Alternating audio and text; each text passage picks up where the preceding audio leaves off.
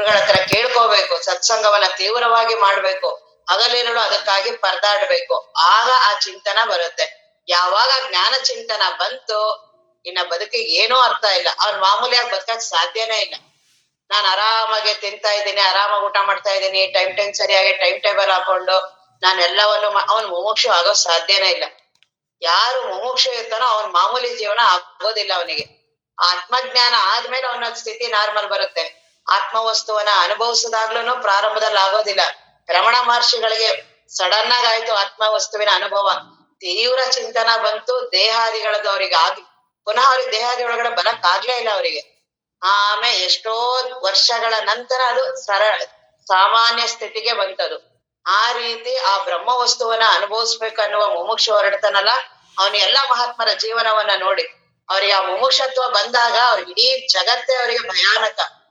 ಇಡೀ ಹೆಂಡತಿ ಮಕ್ಕಳು ಏನೇ ನಾವ್ ಇವಾಗ ಆರಾಮಾಗೆಲ್ಲ ಅನುಭವಿಸ್ತಾ ಇದೀವಿ, ಅವ್ರಿಗೆ ಆಗೋದೇ ಇಲ್ಲ ಅದನ್ನ ಅನುಭವಿಸೋದಿಕ್ಕೆ. ಆ ರೀತಿಯ ಮುಮುಕ್ಷತ್ವ ಬರ್ಲೇಬೇಕು. ಆ ರೀತಿ ಮುಮುಕ್ಷತ್ವ ಬಂದ್ರೇನೆ ಜ್ಞಾನ ಚಿಂತನ ಬರೋದು. ಸುಮ್ನೆ ಜ್ಞಾನ ಚಿಂತನ, ಗುರು ಕೃಪೆ, ಗುರುಗಳ ಕರುಣೆ ಮಾಡ್ತಾರೆ ಎಲ್ಲ, ಅದೇ ಗುರು ಕರುಣೆ. ಮುಮುಕ್ಷತ್ವ ಬರೋದೇ ಗುರು ಕರುಣೆಯಿಂದ. ಆ ಗುರು ಕರುಣೆ ಆಗ್ಲೇಬೇಕು, ಮುಮುಕ್ಷತ್ವ ಬರ್ಲೇಬೇಕು. ಮುಮುಕ್ಷತ್ವ ಬಂದ್ರೆ ಮುಂದಿನ ಸಾಧನೆಗಳು. ಇಲ್ಲಾಂದ್ರೆ ಯಾವ ಸಾಧನೆಯೋ ನೀನ್ ಇನ್ನೂ ಕೋಟಿ ವರ್ಷ ಕೇಳು, ಏನೂ ಫಲ ಆಗೋದಿಲ್ಲ. ಏನೂ ಅದ್ರದ ಬರೀ ಸುಮ್ನೆ ಇನ್ನೇನು ಕುರುಡುಗಣ್ಣಿಗಿಂತ ಮೇಲ್ಗಣ್ಣು ಅಂತಾರಲ್ಲ, ಏನೂ ಕಾಣಿಸ್ತಾ ಇರೋದಿಲ್ಲ. ಒಂದ್ ಸ್ವಲ್ಪನಾರು ಕಾಣಿಸ್ತಾ ಇದೆ ಅಂತ ಎಲ್ಲರಿಗಿಂತ ಬೇರೆಯವ್ರಿಗಿಂತ ಸ್ವಲ್ಪ ನಾನು ಏನೋ ಮಾಡ್ತಾ ಇದ್ದೀನಿ ಅಂತ ಆಗ್ಬೋದೇ ಹೊರ್ತು ಭವಬಂಧನ ಹೋಗೋದಿಲ್ಲ. ಏನು ಎಲ್ಲಾದ್ರಕ್ಕಿಂತ ಅತ್ಯಂತ ದುಃಖ ಏನಿದೆಯಲ್ಲ, ಜನನ ಮರಣದ ದುಃಖ, ಅದೇ ಅತ್ಯಂತ ದುಃಖ. ಶಂಕರಾಚಾರ್ಯರಾಗ್ಲಿ ಎಲ್ಲಾರು ಆಗ್ಲಿ ಈ ಭವಬಂಧನಕ್ಕೆ ಎದುರನೇ ಆತ್ಮಜ್ಞಾನ ಪಡೆದಿದ್ದು. ಪುನರಪಿ ಜನನಂ ಪುನರಪಿ ಮರಣಂ ಪುನರಪಿ ಜನನಿ ಜಠರೇ ಶಯನ ಇಹ ಸಂಸಾರೆ ಬಲು ದುಸ್ತಾರೆ ಪಾಹಿ ಮುರಾರೆ. ಅವ್ರಿಗೆ ಭಯಾನಕ ಅನಿಸ್ತಿದೆ ಹುಟ್ಟು ಸಾವುಗಳು. ನಾವು ಪ್ರತಿ ವರ್ಷ ಹುಟ್ಟುದಬ್ಬ ಮಾಡ್ಕೊಳ್ತೇವೆ ಖುಷಿಯಿಂದ. ನಾವೆಲ್ಲಿ ಮಹಾತ್ಮರ ಚಿಂತನೆಯಲ್ಲಿ ಆದ್ರೆ ನಾವು ದಿನಾ ಸತ್ಸಂಗ ಕೇಳ್ತೀವಿ, ಒಂದು ದಿನಾನೂ ಬಿಡದೆ ಕೇಳ್ತೀವಿ. ಎಲ್ಲಿ ನಮ್ಮ ಚಿಂತನ ಎಲ್ಲಿ ಬಂದಿದೆ, ಮುಮುಕ್ಷತ್ವ ಎಲ್ಲಿ ಬಂದಿದೆ? ಅವರಿಗೆ ಅನ್ನಿಸ್ತು ಏನಿದು ಜನನ, ಎಷ್ಟು ಕೆಟ್ಟದಾಗಿದೆ. ಆ ಜನನ ದುಃಖ ಏನ್ ಸಾಮಾನ್ಯನ? ಆ ಜನನದ ದುಃಖವನ್ನ ಎಲ್ಲ ಗರ್ಭೋಪನಿಷತ್ತೆ ಹೇಳತ್ತೆ ನೋಡಿ ಅದನ್ನ. ನಾನು ಹೇಗ್ ಹುಟ್ಟದೆ, ನಾನು ಸುಮ್ನೆ ಏನೋ ಯಾವ ಕರ್ಮದ ಇದ್ರಿಂದನೋ ಗೊತ್ತಿಲ್ಲ, ಯಾವ್ದೋ ಪರಿಸರದಲ್ಲಿ ಹುಟ್ತೀನಿ, ಎಲ್ಲೋ ಹುಟ್ಟತೀನಿ.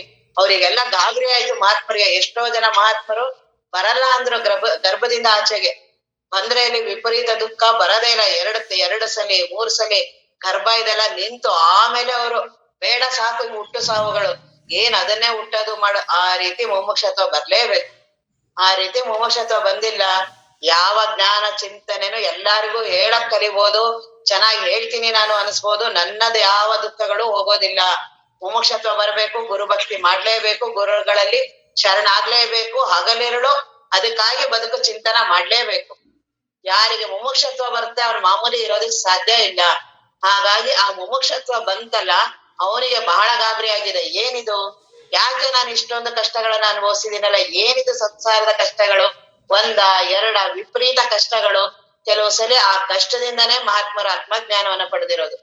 ಎಲ್ಲಾ ಬದುಕಲ್ಲಿ ತುಂಬಾ ಚೆನ್ನಾಗಿ ವೈಭೋಗದಲ್ಲಿ ಇದ್ದಿದ್ದು, ಅದರಿಂದ ಆತ್ಮಜ್ಞಾನ ಪಡೆದವ್ರನ್ನ ಇಬ್ಬರನ್ನೇ ಅಂತಾರೆ, ಮಹಾತ್ಮ ಬುದ್ಧ ಮತ್ತೆ ಮಹಾವೀರರು. ಅವ್ರಿಬ್ರೇ ರಾಜರಾಗಿದ್ದವ್ರು ಇದಾಗಿರೋದೇ ಹೊರತು ಇನ್ನೆಲ್ಲರೂ ಬಡತನದಲ್ಲಿ ಹುಟ್ಟಿರೋದೇ ಮಹಾತ್ಮರು. ಅದು ಒಂದೊಂದು ಸಲಿ ವರ ಅದು ಅನ್ಸುತ್ತೆ. ನಾವೇನ್ ಅನ್ಕೊಳ್ತೀವಿ, ದೇವರ ಕೃಪೆಯಿಂದ ನನಗೆಲ್ಲಾ ವೈಭೋಗಗಳು ಬಂದಿದೆ, ಒಳ್ಳೆ ಜನ್ಮ ಬಂದಿದೆ, ಬದುಕ್ ಬಂದಿದೆ. ಆದ್ರೆ ಮಹಾತ್ಮರೆಲ್ಲ ಅದೆಲ್ಲ ಪೆಟ್ಟು ಬಿದ್ರೆ ಸ್ವಲ್ಪ ದೇವರ ಕಡೆ ತಿರುಗ್ತಾರೆ. ಇಲ್ಲಾಂದ್ರೆ ಬಹಳ ಅಹಂಕಾರ ಬಂದು ಏನ್ ಮಾಡಿದ್ರು ದೇವ ಚಿಂತನೆ ಬರಲ್ಲ. ಅದು ಇನ್ನೂ ವಿಪರೀತವಾಗಿ ಸಂಸಾರದಲ್ಲಿ ಮುಳುಗೋ ಹಾಗೆ ಮಾಡುತ್ತೆ. ಕೆಲವು ಸಲ ಪ್ರತಿಯೊಬ್ಬರಿಗೂ ಪೆಟ್ಟು ಬೀಳುತ್ತೆ ಸಂಸಾರದಲ್ಲಿ. ಅದಿರೋದೇ ಸಂಸಾರ ಆ ರೀತಿ. ಇವರಿಗೆ ನಾವು ದೂರದಿಂದ ಅವ್ರಿಗೆ ಏನು ಇಲ್ಲ, ಅವ್ರು ಹುಟ್ಟದಾಗಿದ್ದಾರೆ ಚೆನ್ನಾಗಿದ್ದಾರೆ ಅಂತ ಅವ್ರು ನಮಗೆ ಅಂತ ಒಬ್ರಿಗೊಬ್ರು ನಾವು ಒಬ್ರಿಗೆ ಸಮಾಧಾನ ಮಾಡ್ಕೋತೀವಿ ಹೊರ್ತು ಅವ್ರವ್ರಿಗೆ ಗೊತ್ತು ಸಂಸಾರದಲ್ಲಿ ಎಂತೆಂತ ಪೆಟ್ಟುಗಳು ಬೀಳುತ್ತೆ. ದುಡ್ಡನ್ ಬೀಳತ್ತೆ, ಹೆಂಡತಿದ್ ಬೀಳತ್ತೆ, ಮಕ್ಕಳದ್ ಎಲ್ಲಾ ಬೀಳತ್ತೆ. ಆ ಗುರುಗಳ ಹತ್ರ ಬರ್ತೀವಿ, ಅವಾಗ ಒಂದ್ ಸ್ವಲ್ಪ ಸಮಾಧಾನ ಆದ ತಕ್ಷಣ ಪುನಃ ವಾಪಸ್ ಆ ಸಂಸಾರದಲ್ಲೇ ತನ್ಮಯ ಆಗ್ತೀವಿ. ಜ್ಞಾನ ಚಿಂತನ ಹೌದು, ಆ ರೀತಿ ಪೆಟ್ಟು ಬಿದ್ದಿದೆ, ಮುಂದೆ ಒಂದು ದಿನ ಪುನಃ ವಾಪಸ್ ಬರುತ್ತೆ, ನಾನು ಒಂದು ದಿನ ಇಲ್ದೇ ಇರಂಗ್ ಆಗ್ತೀನಿ, ಈ ಗಾಬರಿ ಆಗೋದೇ ಇಲ್ಲ. ಅದೊಂದು ಪಾಠದ ತರ ಕಲ್ತ್ಕೊಂಡ್ಬಿಡ್ತೀನಿ. ಏನ್ ಎಲ್ಲಾರು ಒಂದಿನ ಹೋಗ್ತೀನಿ. ಜಗತ್ತಲ್ಲಿ ಅತ್ಯಂತ ಆಶ್ಚರ್ಯ ಅಂತ ಅವರು ಯಮಧರ್ಮರಾಯನಿಗೆ ಮತ್ತೆ ಧರ್ಮರಾಯನಿಗೆ ಆ ಪ್ರಶ್ನೋತ್ತರ ನಡೆಯುತ್ತಲ್ಲ, ಅವಾಗ ಅದನ್ನೇ ಹೇಳ್ತಾರೆ, ಅತ್ಯಂತ ಆಶ್ಚರ್ಯ ಯಾವುದು ಜಗತ್ತಲ್ಲಿ, ಎಲ್ಲರೂ ಸಾಯ್ತಾರೆ, ನಾನ್ ಮಾತ್ರ ಸಾಯಲ್ಲ. ನನಗ್ ಒಂದು ದಿನನಾದ್ರೂ ಅನ್ಸಿದ್ಯಾ ನಾನ್ ಸಾಯ್ತೀನಿ ಅಂತ? ಸಾಯ್ತೀನಿ ಅನ್ನೋನ್ ಆರಾಮಾಗಿ ಇರಕ್ಕಾದ್ರೂ ಹೆಂಗಾಗತ್ತೆ? ಸಾವಿನ ಭಯ ಬಂದಿರೋನಿಗೆ ಆರಾಮ್ ಇರಕ್ ಹೆಂಗಾಗತ್ತೆ ಅವನಿಗೆ? ಬರೀ ಬಂದಿರೋರಂಗೆ ಮನಸ್ಸು ನಾಟಕ ಮಾಡ್ತಿರತ್ತೆ. ನನಗೇನೋ ಬಹಳ ಸಾವಿನ ಭಯ ಬಂದಿದೆ, ಹೌದು ಎಲ್ಲ ಒಂದಿನ ಸತ್ತೋಗುತ್ತೆ, ಇದೆಲ್ಲ ಅನಿತ್ಯ, ಇದೆಲ್ಲ ಬರೀ ತಿಳುವಳಿಕೆ, ಇದ್ರಿಂದ ಏನೂ ಆಗೋದಿಲ್ಲ. ಆ ಸತ್ಯ ಯಾರಿಗೆ ಸಾವಿನ ಭಯ ಬರುತ್ತಲ್ಲ ಅವನಿಗೆ ಗೊತ್ತು ಅದ್ರದ್ದು ಪರದಾಟ, ಆ ಗಾಬರಿ ಅವನಿಗಿದು. ಅವ್ನ್ ಮಲ್ಗಕ್ಕಾಗಲ್ಲ, ನಿದ್ರೆ ಮಾಡಕ್ಕಾಗಲ್ಲ, ಊಟ ಮಾಡಕ್ಕಾಗಲ್ಲ. ಅಂತ ಮುಮುಕ್ಷತ್ವ ಬರ್ಬೇಕು. ಅಂತ ಮುಮುಕ್ಷತ್ವ ಬಂದ್ರೆ ಇಂಥ ಜ್ಞಾನ ಚಿಂತನ ಮೈಗೂಡುತ್ತೆ, ಇಲ್ಲಾಂದ್ರೆ ಮೈಗೂಡೋದಿಲ್ಲ. ಅಂತದ್ದು ಇನ್ನೂ ಮುಮುಕ್ಷತ್ವ ಬಂದಿರುವ ಗುರುಗಳನ್ನ ಬೇಡ್ಬೇಕಾಗಲಿರಳು. ಬದುಕು ಪ್ರತಿದಿನ ರಾಮಕೃಷ್ಣ ಪರಮಹಂಸರ ಅಂತ ದೊಡ್ಡ ಮಹಾತ್ಮರು ಒಂದು ದಿನ ನಂದು ಇವತ್ತು ಹೋಯ್ತು, ವೇಸ್ಟ್ ಆಯ್ತು ನಂದು ಅಂತಿದ್ರು ಅವ್ರು. ನನಗೆ ದೇವಿಯ ಸಾಕ್ಷಾತ್ಕಾರ ಆಗಿಲ್ಲ, ನನಗೆ ದೇವಿ ಕಾಣಿಸಿಲ್ಲ, ದೇವ್ರನ್ನ ಕಾಣಿಸಿ ನನ್ನ ಬದುಕು ಹೋಯ್ತು, ಯಾವಾಗ ಬೇಕಾದ್ರೂ ನನ್ನ ಜೀವನ ಹೋಗ್ಬೋದು. ಸಾಯಂಕಾಲ ಸೂರ್ಯ ಮುಳುಗ್ತಿದ್ರೆ ಅವ್ರಿಗೆ ಬಹಳ ತಾಪ, ಅವರಿಗೆ ನೆಲದಲ್ಲೆಲ್ಲ ಬಿದ್ದು ಹೊರನಾಡ್ತಿರ್ತಾರೆ. ಎಲ್ಲಾ ಹೊರಗಿನ ಜನಗಳು, ದೇವಸ್ಥಾನದವರೆಲ್ಲ ಏನೋ ಪಾಪ ಕಷ್ಟ ಆಗಿರ್ಬೇಕು, ಏನೋ ಒಳಗಡೆ ಕಾಯಿಲೆ ಆಗಿರ್ಬೇಕು, ಎಲ್ಲ ಅವ್ರ ತಾಯಿದು ದುಃಖ ಆಗಿರ್ಬೇಕು, ತಾಯಿ ಬಿಟ್ಟು ಬಂದಿರೋದಿರ್ಬೇಕು ಅಂತ ಅವರಿಗೆ ನನ್ನ ಬದುಕು ಹೋಗ್ತಾ ಇದೆ, ಇದು ಇವತ್ತೊಂದು ದಿನ ಹೋಯ್ತು ನಂದು ಅಂತ. ತಾಯಿ ನೀನ್ ನನಗ್ ಕಾಣಿಸಿಲ್ಲ, ನಿಜವಾಗ್ಲೂ ನೀನ್ ಇದೆಯಾ? ಹಾಗೆ ಸಾಧಕ ಇರ್ಲೇಬೇಕಷ್ಟು ಮುಮುಕ್ಷತ್ವ. ಆ ಮುಮುಕ್ಷತ್ವ ಬಂದಿಲ್ಲ, ಗುರುಗಳಲ್ಲಿ ಪ್ರಾರ್ಥನೆ ಮಾಡ್ಲೇಬೇಕು. ಇಲ್ಲಾಂದ್ರೆ ಯಾವ ಕ್ಷಣದಲ್ಲಿ ಯಾವಾಗ ಬೇಕಾದ್ರೂ ಜೀವನ ಏನ್ ಬೇಕಾದ್ರೂ ಆಗ್ಬೋದು. ನನ್ನ ಕೈ ಮೇಲಿಲ್ಲ, ಬಹಳ ಅಹಂಕಾರ ಪಡ್ಬೇಡಿ, ಏನೂ ಯೋಗ್ಯತೆ ಇಲ್ಲ, ಏನೇನೂ ಯೋಗ್ಯತೆ ಇಲ್ಲ. ಆದ್ರೆ ಬಹಳ ಈ ಮನಸ್ಸು, ಈ ನಮ್ದೆಲ್ಲ ಅಹಂಕಾರ ಇದೆಲ್ಲ, ನನಗೇನೋ ಬಹಳ ಸಾಮರ್ಥ್ಯ ಇದೆ, ನಾನು ಹಾಗ್ ಮಾಡ್ತೀನಿ ಹೀಗ್ ಮಾಡ್ತೀನಿ, ಯಾವ್ದೋ ಭ್ರಮೆಯಲ್ಲಿ ಮುಳುಗಿದ್ಯಾ ನೀನು. ಒಂದೇ ಸೆಕೆಂಡ್ ಸಾಕು ಪ್ರಕೃತಿಯ ಹೊಡೆತಕ್ಕೆ, ಒಂದೇ ನಿಮಿಷದಲ್ಲಿ ನೀನ್ ಎಂತ ದೊಡ್ಡವನಿದ್ರು ಕೆಳಗಿಳಿದ್ ಬಿದ್ದೋಗ್ತೀಯ. ಅಂತ ಅನಿತ್ಯದ ಬಗ್ಗೆ ದರ್ಶನ ಮಾಡ್ತಿರೋ, ಪ್ರತಿದಿನ ದರ್ಶನ ಮಾಡು. ಆ ರೀತಿ ದರ್ಶನ ಆಗ್ಬೇಕಂದ್ರೆ ಗುರುಗಳಲ್ಲಿ ಬೇಡ್ಕೋ, ಗುರುಗಳಲ್ಲಿ ಪ್ರಾರ್ಥನಾ ಮಾಡು. ಯಾವ ಗುರುಗಳಿದೆಯೋ ಅವರಲ್ಲಿ ಪ್ರಾರ್ಥನಾ ಮಾಡು. ಆಗ ಈ ಮುಮುಕ್ಷತ್ವ ಬರುತ್ತೆ. ಮುಮುಕ್ಷತ್ವ ಬಂದಿರೋನು ಆರಾಮಿರಕ್ ಸಾಧ್ಯ ಇಲ್ಲ, ಅವನಿಗೆ ಆಗೋದೇ ಇಲ್ಲ. ಎಲ್ಲ ನಾನು ಒಂದು ದಿನ ಸತ್ತೋಗ್ತೀನಿ ಅಂತ ಗಾಬರಿ ಆಗಿರೋನಿಗೆ ಇವ್ರ ಜೊತೆ ಆರಾಮಾಗಿ ಬೆಳಗ್ಗೆ ತಿಂಡಿ ನಾನು ಇಷ್ಟೊತ್ತಿಗೆ ಮಾಡ್ಬೇಕು, ಟೀ ಕುಡಿಯಬೇಕು, ನಂದು ಏನೇನಿದೆ ಮಧ್ಯಾಹ್ನ ಸರಿಯಾಗಿ ಟೈಮ್ ಟೇಬಲ್, ಇವನ್ನೆಲ್ಲಾ ನೀಟಾಗಿ ಮಾಡ್ಕೊಂಡು, ಐರನ್ ಬಟ್ಟೆಗಳು, ಐರನ್ ಇದು, ನನ್ಗೆ ಇಂಥದೇ ಬೇಕು, ಇಂಥದ್ದಾಗಲ್ಲ. ಮುಮುಕ್ಷತ್ವ ಹೆಂಗಿದೆ? ನಾನು ಸಾಧಕನೇ ಆಗಿಲ್ಲ ಇನ್ನು, ನಾನು ಸಾಧಕ ಅವಸ್ಥೆನೇ ಬಂದಿಲ್ಲ. ಸಾಧಕ ಅವಸ್ಥೆ ಬಂದಿರೋವನಿಗೆ ದಿಗ್ಭ್ರಮೆ, ಅವನಿಗೆ ಬಹಳ ಗಾಬರಿ, ಅವನಿಗೆ ಸಾವಿನ ಭಯ ಎಲ್ಲದಕ್ಕಿಂತ ಹೆಚ್ಚಾಗಿ. ಯಾವ ಕ್ಷಣದಲ್ಲಿ ಬೇಕಾದ್ರೂ ಬರ್ಬೋದದು. ನೀನ್ ಸತ್ಸಂಗ ಮಾಡ್ತಿದ್ಯಾ, ಬಹಳ ವರ್ಷ ಕೇಳಿದ್ಯಾ, ಇಲ್ಲಿ ಕುತ್ಕೊಂಡ್ ಕೇಳ್ಬೇಕಾರೆ ಸತ್ಸಂಗ ಮಾಡ್ಬೇಕಾದ್ರೆ ಬರಲ್ಲ ಅಂತಿಲ್ಲ, ಅವ್ರಿಗೆ ಬೇಗ ಬಂದ್ರು ಬರ್ಬೋದು. ನಮ್ ಗುರುಗಳ ಅಪ್ಪಾಜಿನೇ ಹೇಳ್ತಾನೆ ಗುರುಗಳು ಹೋದ್ರು ಹೋಗ್ಬಿಡ್ಬೋದು ಅಂತ. ಆ ರೀತಿ ಆ ಸಾವಿಗೆ ಏನೂ ಗೊತ್ತಿಲ್ಲ, ನೀನ್ ಯಾರು, ಏನು, ಎಲ್ಲಿದ್ಯಾ, ಏನ್ ಮಾಡ್ತಿದ್ಯಾ, ಬಹಳ ಏನು ಅದಕ್ಕೆ ಸ್ಪರ್ಶನೇ ಇಲ್ಲ. ಅದಕ್ಕೆ ಯಾವ ಕ್ಷಣದಲ್ಲಿ ಬೇಕಾದ್ರೂ ಬರ್ಬೋದು. ಅದನ್ನ ಬೇಗ ಚೆನ್ನಾಗಿ ಉಪಯೋಗಿಸಿ ಆತ್ಮನಿಗಾಗಿ, ಆತ್ಮ ಜ್ಞಾನಕ್ಕಾಗಿ ಬಳಸು. ಆಗ ಈ ಜ್ಞಾನ ಚಿಂತನ ಅಮೃತ.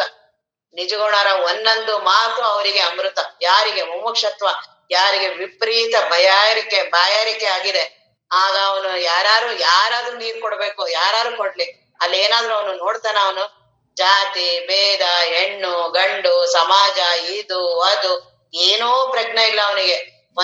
ಒಂದು ದೊಡ್ಡ ನೀರ್ ಸಿಕ್ಕಿದ್ರೆ ಸಾಕ ಹಂಗೆ ಮುಮುಕ್ಷ ಇರ್ತಾನೆ.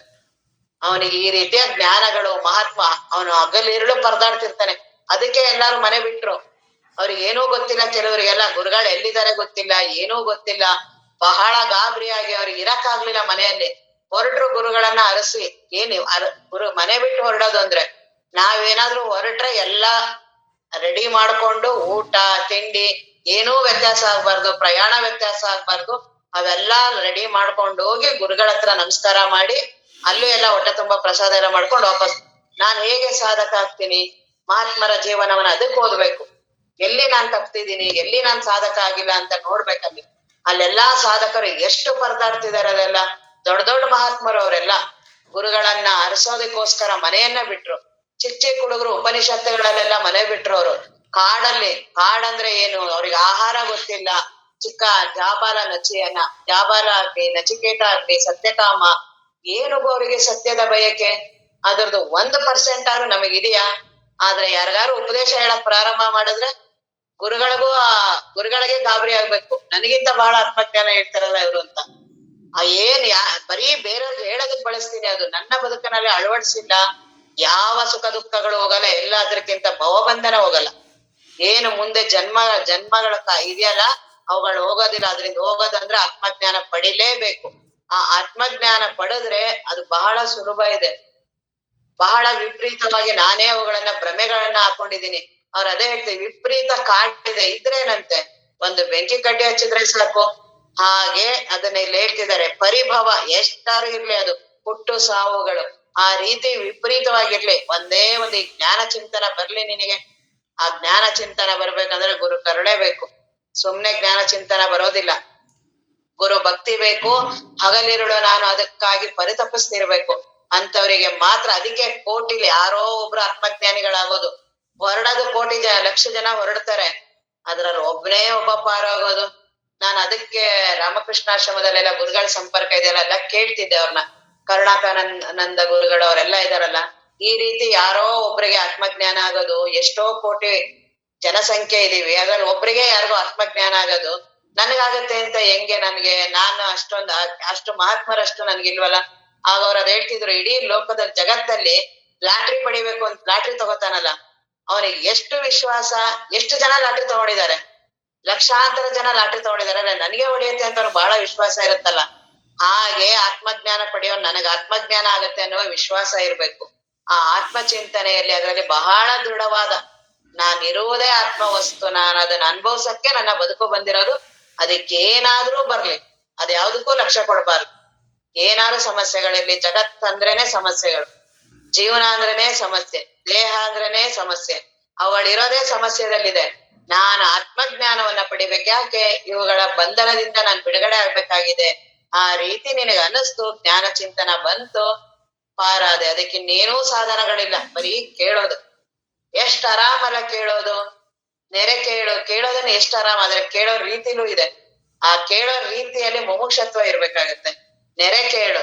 ಈಗ ಗುರುಗಳು ಹೇಳ್ತಿದ್ದಾರೆ, ಏನ್ ದೇಹಾದಿಗಳನ್ನ ಅಂತೀಯಲ್ಲ, ಈ ದೇಹ ನೀನಲ್ಲ, ಈ ಜೀವನೇ ನೀನಲ್ಲ. ಯಾರು ಕುತ್ಕೊಂಡ್ ನಾನು ಹೌದು ಹೌದು ಹೂ ಅಂತೆಲ್ಲ ಹೂ ಅಂತೇನೆ, ನೀನೇ ಅಲ್ಲ, ನನ್ನನ್ನೇ ನಾನು ಹೋಗ್ಬೇಕಾಗಿದೆ. ಅದು ಬಹಳ ಕಷ್ಟ ಆಗ್ತಿರೋದು. ನನ್ನನ್ನ ನಾನು ನಷ್ಟಗೊಳಿಸ್ಕೊಳಕ್ ಯಾವಾಗ್ಲೂ ಇಷ್ಟಪಡಲ್ಲ. ನಾನ್ ಯಾವಾಗ್ಲೂ ಇರ್ಲೇಬೇಕು ಅಂತ ಇದೆ ನನಗೆ. ಅದು ಅಂತರಂಗದಲ್ಲಿ ಸಾಧನೆ ಮಾಡ್ತಿರೋರಿಗೆ ಗೊತ್ತಾಗತ್ತೆ. ವಿವೇಕಾನಂದ್ರಂತವ್ರಿಗೂ ಸಹ ರಾಮಕೃಷ್ಣ ಪರಮಹಂಸರು ಆತ್ಮಜ್ಞಾನ ಬೇಕು ಅಂದಾಗ ಹಿಂಗ್ ಮುಟ್ಟಿದ ತಕ್ಷಣನೇ ಆ ನಾನು ಕಳೀತಾ ಹೊರ್ಟೋಯ್ತದು. ಅವ್ರಿಗೆ ಗಾಬರಿ ಆಗ್ಬಿಡ್ತು, ನಾನು ಏನೋ ಆಗ್ಬಿಡ್ತೀನಿ ಅಂತ. ಆ ರೀತಿ ಎಲ್ಲರಿಗೂ ಆಗತ್ತೆ. ಯಾವ ಸಾಧಕರ ಯಾರ್ ಮೇಲ್ ಮಾತಾಡ್ತಿರ್ತಾರ ಅವ್ರಿಗೇನೂ ಆಗಲ್ಲ. ಅವರೆಲ್ಲ ಮಾಮೂಲಿ, ನಾನಲ್ಲ, ಅದಲ್ಲ, ದೇಹ ನಾನಲ್ಲ. ನೀನ್ ಅಂತರಂಗಕ್ಕೆ ಹೋಗು, ಗೊತ್ತಾಗತ್ತೆ ದೇಹ ನಾನಲ್ಲ ಅನ್ನೋದು ಬಹಳ ಹೆದರಿಕೆ ಆಗತ್ತೆ. ಯಾಕೆ? ಇದ್ರ ಜೊತೆ ಬಹಳ ವರ್ಷಗಳ ಸಂಪರ್ಕ ನನಗೆ.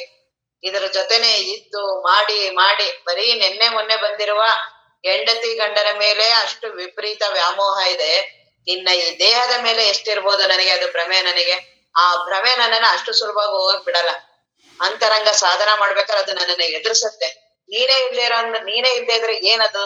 ಆ ಸಾಧನ ತಗೊಂಡು ಏನ್ ಮಾಡೋದು? ಈ ಗುರುಗಳು ಇವರೆಲ್ಲ ಹೇಳ್ತಾರೆ ಆತ್ಮ ಬ್ರಹ್ಮ ಅದೆಲ್ಲ ಇದೆ ಅಂತ. ಅಕಸ್ಮಾತ್ ಇವ್ರ ಮಾತು ಕೇಳ್ಕೊಂಡ ಅಲ್ಲಿ ಏನಾರು ಆಗ್ಬಿಟ್ರೆ ನಾನು, ಈ ರೀತಿ ಭಯಾನಕ ಆ ಅನುಭವಗಳೆಲ್ಲ ಆಗಿದೆ ನಮ್ಗೆಲ್ಲ. ಶ್ರವಣವನ್ನ ಕೇಳ್ಬೇಕಾದ್ರೆ ಮಾತ್ರ, ಗುರುಗಳ ಸಾನ್ನಿಧ್ಯದಲ್ಲಿ ಮಾತ್ರ ನಾನು ನನ್ನ ತಲೆಯನ್ನ ಎತ್ತಲ್ಲ. ನಾನೇ ವೈಯಕ್ತಿಕವಾಗಿ ಮಾಡ್ತಿರ್ತೀನಲ್ಲ, ಅವಾಗ ಅಂತರಂಗದಲ್ಲಿ ಅವೆಲ್ಲವೂ ಭಯ ಬರುತ್ತೆ. ನಾನನ್ನೋದು ಪೂರ್ತಿ ನಷ್ಟ ಆಗ್ಬೇಕಾಗತ್ತೆ. ಆ ನಾನನ್ನೋದು ಏನ್ ಮಾಡಿದ್ರು ಹೋಗಕ್ ಬಿಡಲ್ಲ. ಜೊತೆಗೆ ಗುರುಗಳನ್ನಾರು ಇಟ್ಕೊಂಡಿರುತ್ತೆ, ಇಲ್ಲ ಶಾಸ್ತ್ರವನ್ನ, ಯಾವ್ದೋ ಒಂದ್ ಮಂತ್ರ, ಏನೋ ಒಂದ್ ಒಟ್ಟು ಅದು ನಾನ್ ಇರ್ಬೇಕು. ಅದಕ್ಕೆ ಆ ನಾನು ಪೂರ್ತಿ ನಷ್ಟ ಆಗ್ಬೇಕಲ್ಲ, ಅದು ಜ್ಞಾನ ಚಿಂತನದಿಂದ ಮಾತ್ರ. ಹಾಗಾಗಿ ನಿಜಗುಣ ಶಿವಯೋಗಿಗಳು ಅದನ್ನೇ ಹೇಳೋದು, ನೀನ್ ಏನೇನ್ ಸಾಧನೆ ಎಲ್ಲ ಮಾಡ್ತೀಯಲ್ಲ, ಹಿಂದೆ ಎಲ್ಲ ಹೇಳಿದ್ರಲ್ಲ, ಮಂತ್ರ ಆಗ್ಲಿ ಜಪ ಆಗ್ಲಿ ಅಂತ ಸಮಾಧಿ ಅವಸ್ಥೆ ಅಂತ ಎಲ್ಲಾದ್ರಲ್ಲೂ ನಾನ್ ಇಟ್ಕೊಂಡಿರ್ತೀನಿ.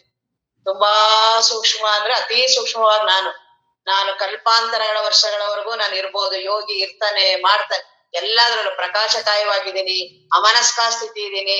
ಏನೇನ್ ಮಾತಾಡ್ತೀಯ ಅದೆಲ್ಲ ನಾನೇ, ಅತಿ ಸೂಕ್ಷ್ಮವಾದ ನಾನು. ಒಟ್ಟು ನನಗ್ ಬಿಡಕ್ ಇಷ್ಟ ಆಗಲ್ಲ ಅಂತ ದೊಡ್ಡ ದೊಡ್ಡ ಸಾಧಕರಿಗೆ ನಾನು ಕಾಡುತ್ತೆ. ದೊಡ್ಡ ದೊಡ್ಡ ಮಹಾತ್ಮ ಮುನಿಗಳು ಅದೇನಿಗೆಲ್ಲ ಹೇಳ್ತಾರಲ್ಲ, ಅವರೆಲ್ಲ ಗವಿಯಲ್ಲೆಲ್ಲ ಕೂತಿರ್ತಾರೆ, ತಪಸ್ವಿಗಳು ಅವರೆಲ್ಲ ಎಷ್ಟೋ ವರ್ಷಗಳು ಬೇಕಾದ್ರೆ ಅಂದ್ರೆ ನಾನನ್ನ ಇಟ್ಕೊಳ್ಳೋದು. ಆ ನಾನನ್ನೇ ಪೂರ್ತಿ ಹೋಗ್ಬೇಕಾಗಿದೆ. ಆ ನಾನು ಹೋಗೋದು ಈ ಜ್ಞಾನ ಚಿಂತನದಿಂದ. ಎಲ್ಲಾ ಸಾಧನಗಳು ಅಲ್ಲಿವರೆಗೂ ಕರ್ಕೊಂಡು ಹೋಗುತ್ತೆ. ಆ ಅಂತಃಕರಣವನ್ನ ಶುದ್ಧ ಮಾಡುತ್ತೆ. ಈ ನಾನಿಗೆ ಬಹಳ ವಿಪರೀತವಾದ ಭ್ರಮೆಗಳಿದೆಯಲ್ಲ, ಅವುಗಳನ್ನ ಸ್ವಲ್ಪ ಸಡಿಲಗೊಳಿಸುತ್ತೆ. ತಪಸ್ಸುಗಳು, ಜಪ, ಧ್ಯಾನ ಇವುಗಳೆಲ್ಲ ಏನಿದೆಯಲ್ಲ, ಅವುಗಳನ್ನ ಆ ನಾನು ವಿಪರೀತ ಗಟ್ಟಿ ಇರೋದನ್ನ ಸಡಿಲ ಮಾಡುತ್ತೆ. ಆ ನಾನೇ ನಾನಲ್ಲ ಅನ್ನುವ ಚಿಂತನ ಬರ್ಬೇಕಂದ್ರೆ ಜ್ಞಾನ.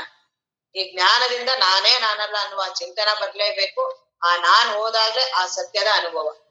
ಎಲ್ಲಿವರೆಗೂ ನಾನನ್ನ ನಾನು ಇಟ್ಕೊಂಡಿರ್ತೀನೋ ಅಲ್ಲಿವರೆಗೆಲ್ಲ ನಾನಿನ ಮಾತುಗಳೇ. ನಾನು ಮಾತಾಡೋದ್ ನಿಲ್ಲಿಸ್ಲೇಬೇಕು. ಮನಸ್ಸಿನ ಮಾತು ನಿಲ್ಲೇಬೇಕು. ಅಹಂಕಾರದ ಮಾತು ನಿಲ್ಲೇಬೇಕು. ದೇಹದ ಸ್ವಭಾವ, ದೇಹವನ್ನ ಬಿಡ್ಲೇಬೇಕು. ದೇಹದ ಅನುಭವ ಇರಬಾರ್ದು. ಯಾಕೆಂದ್ರೆ ಸತ್ಯ ವಸ್ತು ಇರೋದೇ ಹಾಗೆ. ಎಷ್ಟೆಷ್ಟು ನಾನು ಮಾತಾಡ್ತಾ ಇರ್ತೀನಿ ಅಷ್ಟಷ್ಟು ನಾನು ಸತ್ಯ ವಸ್ತುವಿನಿಂದ ದೂರ ಇರ್ತೀನಿ. ನಾನು ದೇಹವನ್ನ ಬಳಸೋದ್ ಬಿಡ್ಬೇಕು. ದೇಹ ನಾನಲ್ಲ. ಮನಸ್ಸನ್ನ ಬಳಸೋದು ಬಿಡ್ಬೇಕು. ಮನಸ್ಸು ಸುಮ್ನಾಗ್ಲೇಬೇಕು. ಮನಸ್ಸು ಒಳಗಡೆ ಮಾತಾಡ್ತಾನೆ ಇದೆ, ಇಲ್ಲಿ ಕೇಳ್ತಿದೆ ಅಂತ ಇರುತ್ತೆ, ಕೇಳ್ತಾನೆ ಇರಲ್ಲ ಅದು. ಒಳಗಡೆ ತಂದು ತಾನು ಮಾತಾಡ್ತಾನೆ ಇರುತ್ತೆ. ಆ ಮನಸ್ಸನ್ನ ನಿಲ್ಸೋದು. ಆ ಮನಸ್ಸು ನಾನಲ್ಲ. ಅಹಂಕಾರವೇ ನಾನಲ್ಲ. ಅದಕ್ಕಾಧಾರವಾಗಿರುವ ಬ್ರಹ್ಮವಸ್ತು ನಾನು ಅಂತ ಆ ಅನುಭವ ಬಂದ್ರೆ ಇವುಗಳಿಗೆ ಏನೂ ಅಸ್ತಿತ್ವ ಇಲ್ಲ. ಬಂದ್ರೆ ಎಲ್ಲ ನಾನು ಇರೋದೇ ಆ ಅನುಭವದಲ್ಲಿ.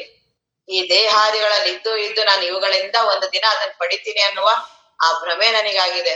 ಅದಕ್ಕೆ ಗುರುಗಳು ಇವರೆಲ್ಲ ಹೇಳ್ತಿರೋದು, ನೀನ್ ಇರೋದೇ ಬ್ರಹ್ಮ ವಸ್ತು ಇದೆಯಾ, ಸುಮ್ನೆ ದೇಹಾದಿಗಳಲ್ಲಿ ನಾನು ನಾನು ಅಂತ ದುಃಖ ಪಡ್ತಿದ್ಯಾ. ಇವುಗಳಿಗೆ ಬಹಳ ಸುಲಭ ಜ್ಞಾನ. ಇವುಗಳ್ಯಾವುದೂ ನಾನಲ್ಲ. ಅವುಗಳನ್ನ ಒಂದೊಂದನ್ನು ಬದಲಾಯಿಸೋದ್ ಬಹಳ ಕಷ್ಟ. ದೇಹವನ್ನ ನಾನು ಕಾಯಿಲೆ ಇಲ್ಲದೆ ಇರೋ ಹಾಗೆ ಸಾಯ ಗಂಟ ಇಟ್ಕೋತೀನಿ ಅನ್ನಕ್ ಸಾಧ್ಯ ಇದೆಯಾ? ಅದಿರೋದೇ ಅನಿತ್ಯ. ಅದರ ಸ್ವಭಾವವೇ ಕೆಡೋದದು. ಒಂದು ದಿನ ಹುಟ್ಟಿದೆ, ಸ್ವಲ್ಪ ದಿನ ಕಾಣಿಸ್ತಿದೆ, ಒಂದು ದಿನ ವಿನಶ್ಯ ಆಗತ್ತೆ. ಸ್ವಭಾವವೇ ಅದಿದೆ. ಅದನ್ನ ನಾನಲ್ಲಿ ಹೆಂಗೆ ಪರಿವರ್ತನೆ ಮಾಡಕ್ಕಾಗತ್ತೆ? ಇನ್ನ ಮನಸ್ಸಿನಲ್ಲಿ ಎರಡ ಎಷ್ಟು ವಾಸನೆಗಳು, ಯಾವಾಗ ಯಾವ್ದು ಏನ್ ಬರುತ್ತೋ ಗೊತ್ತಿಲ್ಲ. ಯಾವ್ದಾವ್ದು ಏನೇನ್ ಬರುತ್ತೋ ಹಂಗಂಗ್ ನಾನು ಇರ್ತೀನಿ. ಮನಸ್ಸೇನೆ, ನಾನು ಮನಸ್ಸಿಗೆ ಬುದ್ಧಿವಾದ ಹೇಳೋದಲ್ಲ. ಮನಸ್ಸು ಹೇಗಿರುತ್ತೋ ಅದು ನನ್ನನ್ನು ಆಡಿಸ್ತಾ ಇದೆ. ಅದ್ರಲ್ಲಿ ಏನೇನ್ ಸ್ವಭಾವ ಬರುತ್ತೋ ನಾನು ಅದೆಲ್ಲ ಆಗಿರ್ತೀನಿ. ಅದಕ್ಕೆ ಜ್ಞಾನ ಚಿಂತನೆ ಆಯ್ತಾ, ಬಾ ಕೇಳು ಅನ್ನತ್ತೆ. ತಿರ್ಗಾ ಇನ್ನು ಸ್ವಲ್ಪ ಸಾಕ್ ಕೇಳಿದೀವಲ್ ಬಾ ಅನ್ನತ್ತೆ. ಇಲ್ಲ ಊಟ ಮಾಡೋದು, ತಿರ್ಗಾ ಬೇಡ ಇವತ್ ಸಾಧನೆ ಮಾಡು, ಸಾಧನೆ ಮಾಡಲ್ಲ, ಕೇಳು ನನ್ನನ್ನು ಏನೇನ್ ಮಾಡ್ತಾ ಇದೆ ಎಲ್ಲ ಮನಸ್ಸೇ ಮಾಡ್ತಿರೋದು. ಆ ಮನಸ್ಸೇ ನಾನಾಗಿರೋದ್ರಿಂದ ಅದನ್ನೆಲ್ಲಾ ಅನುಭವಿಸ್ತಿರ್ತೀನಿ. ಅಲ್ಲಿ ನನಗೆ ಆಗೋದೇ ಇಲ್ಲ. ಅದನ್ನ ನಿಯಂತ್ರಣ ಮಾಡಕ್ಕೆ ಸಾಧ್ಯ ಆಗಲ್ಲ ನನಗೆ. ಅದ್ರದ್ದು ಪ್ರಬಲವಾದ ಅದಕ್ಕೆ ವಾಸನಗಳು. ಆ ವಾಸನಗಳು ಒಂದಾದ್ಮೇಲೆ ಒಂದು ತೀವ್ರವಾಗಿ ದಾಳಿ ಇಡ್ತಿರುತ್ತೆ. ನಾನು ಸ್ವಲ್ಪ ಸಾಕ್ಷಿಯಾಗಿ ನೋಡಿದಾಗ ಗೊತ್ತಾಗತ್ತೆ. ನಾನೇ ಮನಸ್ಸಾಗಿದ್ರೆ ಗೊತ್ತಾಗಲ್ಲ. ನಾನು ಬೆಳಗ್ಗೆ ಸಾಕ್ಷಿ ಆಗೋದಂದ್ರೆ ಏನಿಲ್ಲ. ಈಗ ನಾನು ಹೇಳ್ದಂಗ್ ನೋಡಿದ್ರೂ ಸಾಕ್ಷಿ ಆದಂಗೆ. ಬೆಳಗ್ಗೆ ನಾನು ಪ್ರಾರಂಭ ಎದ್ದೆ, ನಾನು ಇನ್ನ ಏನ್ ಆ ಪ್ರವಾಹ ಇದೆಯಲ್ಲ ಅದು ಒಳಗಡೆ ವಾಸನೆಗಳೇ ತಾನೆ. ಆ ವಾಸನೆಯಿಂದ ಪ್ರಾರಂಭ ಆಗತ್ತೆ. ಎದ್ದೇಳು, ಎದ್ದೆ, ಟೈಮ್ ಆಯ್ತು ನೋಡು, ಹಿಂಗಾಯ್ತು, ಹೆಂಡ್ತಿ ಮಕ್ಳು ನೋಡು, ಕರ್ತವ್ಯ ಕರ್ಮ ಮಾಡು, ಆಫೀಸ್ ಹೋಗು, ಹಿಂಗ್ ಮಾಡು, ಕೆಲ್ಸ ಮಾಡು, ಅದನ್ ಮಾಡು, ಇದನ್ ಮಾಡು, ಅವ್ರಿಂಗ್ ಮಾಡು, ಹಿಂಗ್ ತಗೋಬಾ, ನಾನ್ ಎಂತವನು ಅಂತವನು. ರಾತ್ರಿವರ್ಗುನು ಆ ವಾಸನೆಗಳು ಏನ್ ಮಾಡ್ತಿದ್ಯೋ ಹಂಗ್ ನಾನು ಇರ್ತೀನಿ. ನಾನು ವಾಸನೆಗಳನ್ನ ತಿರ್ಗಾ ಆ ವಾಸನೆಗಳಿದ್ದಂಗ್ ಮಾಡ್ತೀನಿ. ತಿರ್ಗಾ ಅದರಿಂದ ಸುಖ ದುಃಖ ಅನುಭವಿಸ್ತೀನಿ. ತಿರ್ಗಾ ವಾಸನವನ್ನ ಮಾಡ್ಕೋತೀನಿ. ಇದೇ ಆ ಮಾಡೋದು ಅನ್ಭವಿಸೋದು ಇದನ್ ಬಿಟ್ಟು ಇನ್ನೇನ್ ಮಾಡ್ತೀನಿ 80 ವರ್ಷ. ಈ ರೀತಿಯಾಗಿ ಸಾಕ್ಷಿಯಾಗಿ ಒಂದ್ ಸ್ವಲ್ಪ ವಿಚಾರ ಮಾಡಿ ನೋಡಿದ್ರೆ ಮಾತ್ರ ಗೊತ್ತಾಗತ್ತೆ. ನಾನ್ ಆ ವಾಸನೆ ಒಳಗಡೆನೆ ಸಿಗಾಕೊಂಡಿದ್ರೆ ನನಗ್ ಗೊತ್ತಾಗಲ್ಲ. ಆ ವಾಸನೆಯಲ್ಲಿ ಬದಲಾವಣೆ ಮಾಡುವ ಸಾಮರ್ಥ್ಯ ನನಗಿಲ್ಲ. ನನಗ್ ಹೆಂಗ್ ಮಾಡಕ್ಕಾಗತ್ತೆ? ಯಾವ್ದಾದ್ರು ಒಂದು ನಾನೇನಾದ್ರು ಕಾಮವನ್ನ ನಿಲ್ಸಕ್ಕಾಗತ್ತ ನನ್ ಕೈಲಿ? ಕ್ರೋಧವನ್ನ ಕಡಿಮೆ ಮಾಡಕ್ಕಾಗತ್ತಾ? ಯಾವ ವಾಸನೆ ಅವುಗಳ ದಾಳಿಯ ಮಾಡಿದೊಡೆ. ಕಬೀರ್ ಹೇಳ್ತಾರೆ, ಕಾಮ ಕ್ರೋಧಗಳು ದಾಳಿಯ ಮಾಡಿದೊಡೆ, ಪಂಡಿತನಾರು ಪಾಮರನಾರು ಎಲ್ಲರ ಗತಿ ಒಂದೇ. ಎಲ್ಲರೂ ಆ ವಾಸನೆ ಒಳಗಡೆನೆ ಸಿಗಾಕೊಂಡಿರೋರು. ಅದರಿಂದ ಪ್ರತ್ಯೇಕ ಆಗೋದು ಬೇಕಾದ್ರೆ. ಅದ್ರ ಒಳಗಡೆ ನಾನೇನಾದ್ರು ಬದಲಾವಣೆ ಮಾಡ್ತೀನಿ ಅಂತ ಹೋದವರೆಲ್ಲ ಫೇಲ್ಯೂರ್ ಆಗಿದ್ದಾರೆ. ಆದಂಗೆ ಮಾಡಿರತ್ತೆ ಕೊನೆಯವರೆಗೂ. ಯಾವಾಗ ಕೆಳಗ್ ತಂದು ಬೀಳ್ಸುತ್ತೋ ಗೊತ್ತಿಲ್ಲ ಅದು. ಹಾಗಾಗಿ ದೊಡ್ಡ ದೊಡ್ಡ ಮುನಿಗಳ ಮಹಾತ್ಮ ತಪಸ್ವಿಗಳ ಜೀವನವೆಲ್ಲ ಓದಿ ಪುರಾಣಗಳಲ್ಲೆಲ್ಲ ಅದೇ ಇರೋದು. ಅವ್ರು ವಿಪರೀತವಾಗಿ ತಪಸ್ಸು ಮಾಡಿ ಎಂತೆಂಥದೋ ದೊಡ್ಡದು, ತುಂಬಾ ಮನಸ್ಸು ಉನ್ನತ ಸ್ಥಿತಿಯಲ್ಲಿರುತ್ತೆ. ಯಾವುದೋ ಒಂದು ಕ್ಷಣದಕ್ಕೆ ಕೆಳಗಡೆ ಬಂದ್ಬಿಡತ್ತೆ. ಅಂತ ಮನಸ್ಸನ್ನ ಬದಲಾವಣೆ ಮಾಡ್ತೀನಿ ಅನ್ನೋದು ಬಹಳ ಕಷ್ಟ. ನಾನಲ್ಲ ಅಂತ ಸುಲಭವಾಗಿ ಹೇಳ್ಬೋದಲ್ಲ. ನಾನಲ್ಲ ಅಂದ್ರೆ ಆರಾಮಾಗ್ಬಿಡ್ತೀನಲ್ಲ ನಾನು. ಆದ್ರೆ ನಾನಲ್ಲ ಅನ್ನೋದಕ್ಕೆ ನನಗದ್ರ ಜೊತೆ ಬಹಳ ತಾಧ್ಯಾತ್ಮತೆ ಇರೋದ್ರಿಂದ 1 ದಿನ 2 ದಿನಕ್ಕೆ ಆಗೋದಿಲ್ಲ ಅದು. ಯಾಕೆಂದ್ರೆ ವಿಪರೀತವಾಗಿ ನಾನು ಮನಸ್ಸು ವಾಸನೆಗಳೆಲ್ಲ ಸೇರಿ ಅದು ನನ್ನನ್ನ ಬಹಳ ವಿಪರೀತವಾಗಿ ಭ್ರಮೆಗೊಳಗಾಗಿರೋದ್ರಿಂದ ಈ ರೀತಿ ದಿನ ಕೇಳ್ತಾ ಹೋಗು. ಅದು ಕೇಳ್ತಾ ಅದರಿಂದ ಪ್ರತ್ಯೇಕತೆ ಬರುತ್ತೆ. ಆ ಮನಸ್ಸೇ ನಾನಲ್ಲ.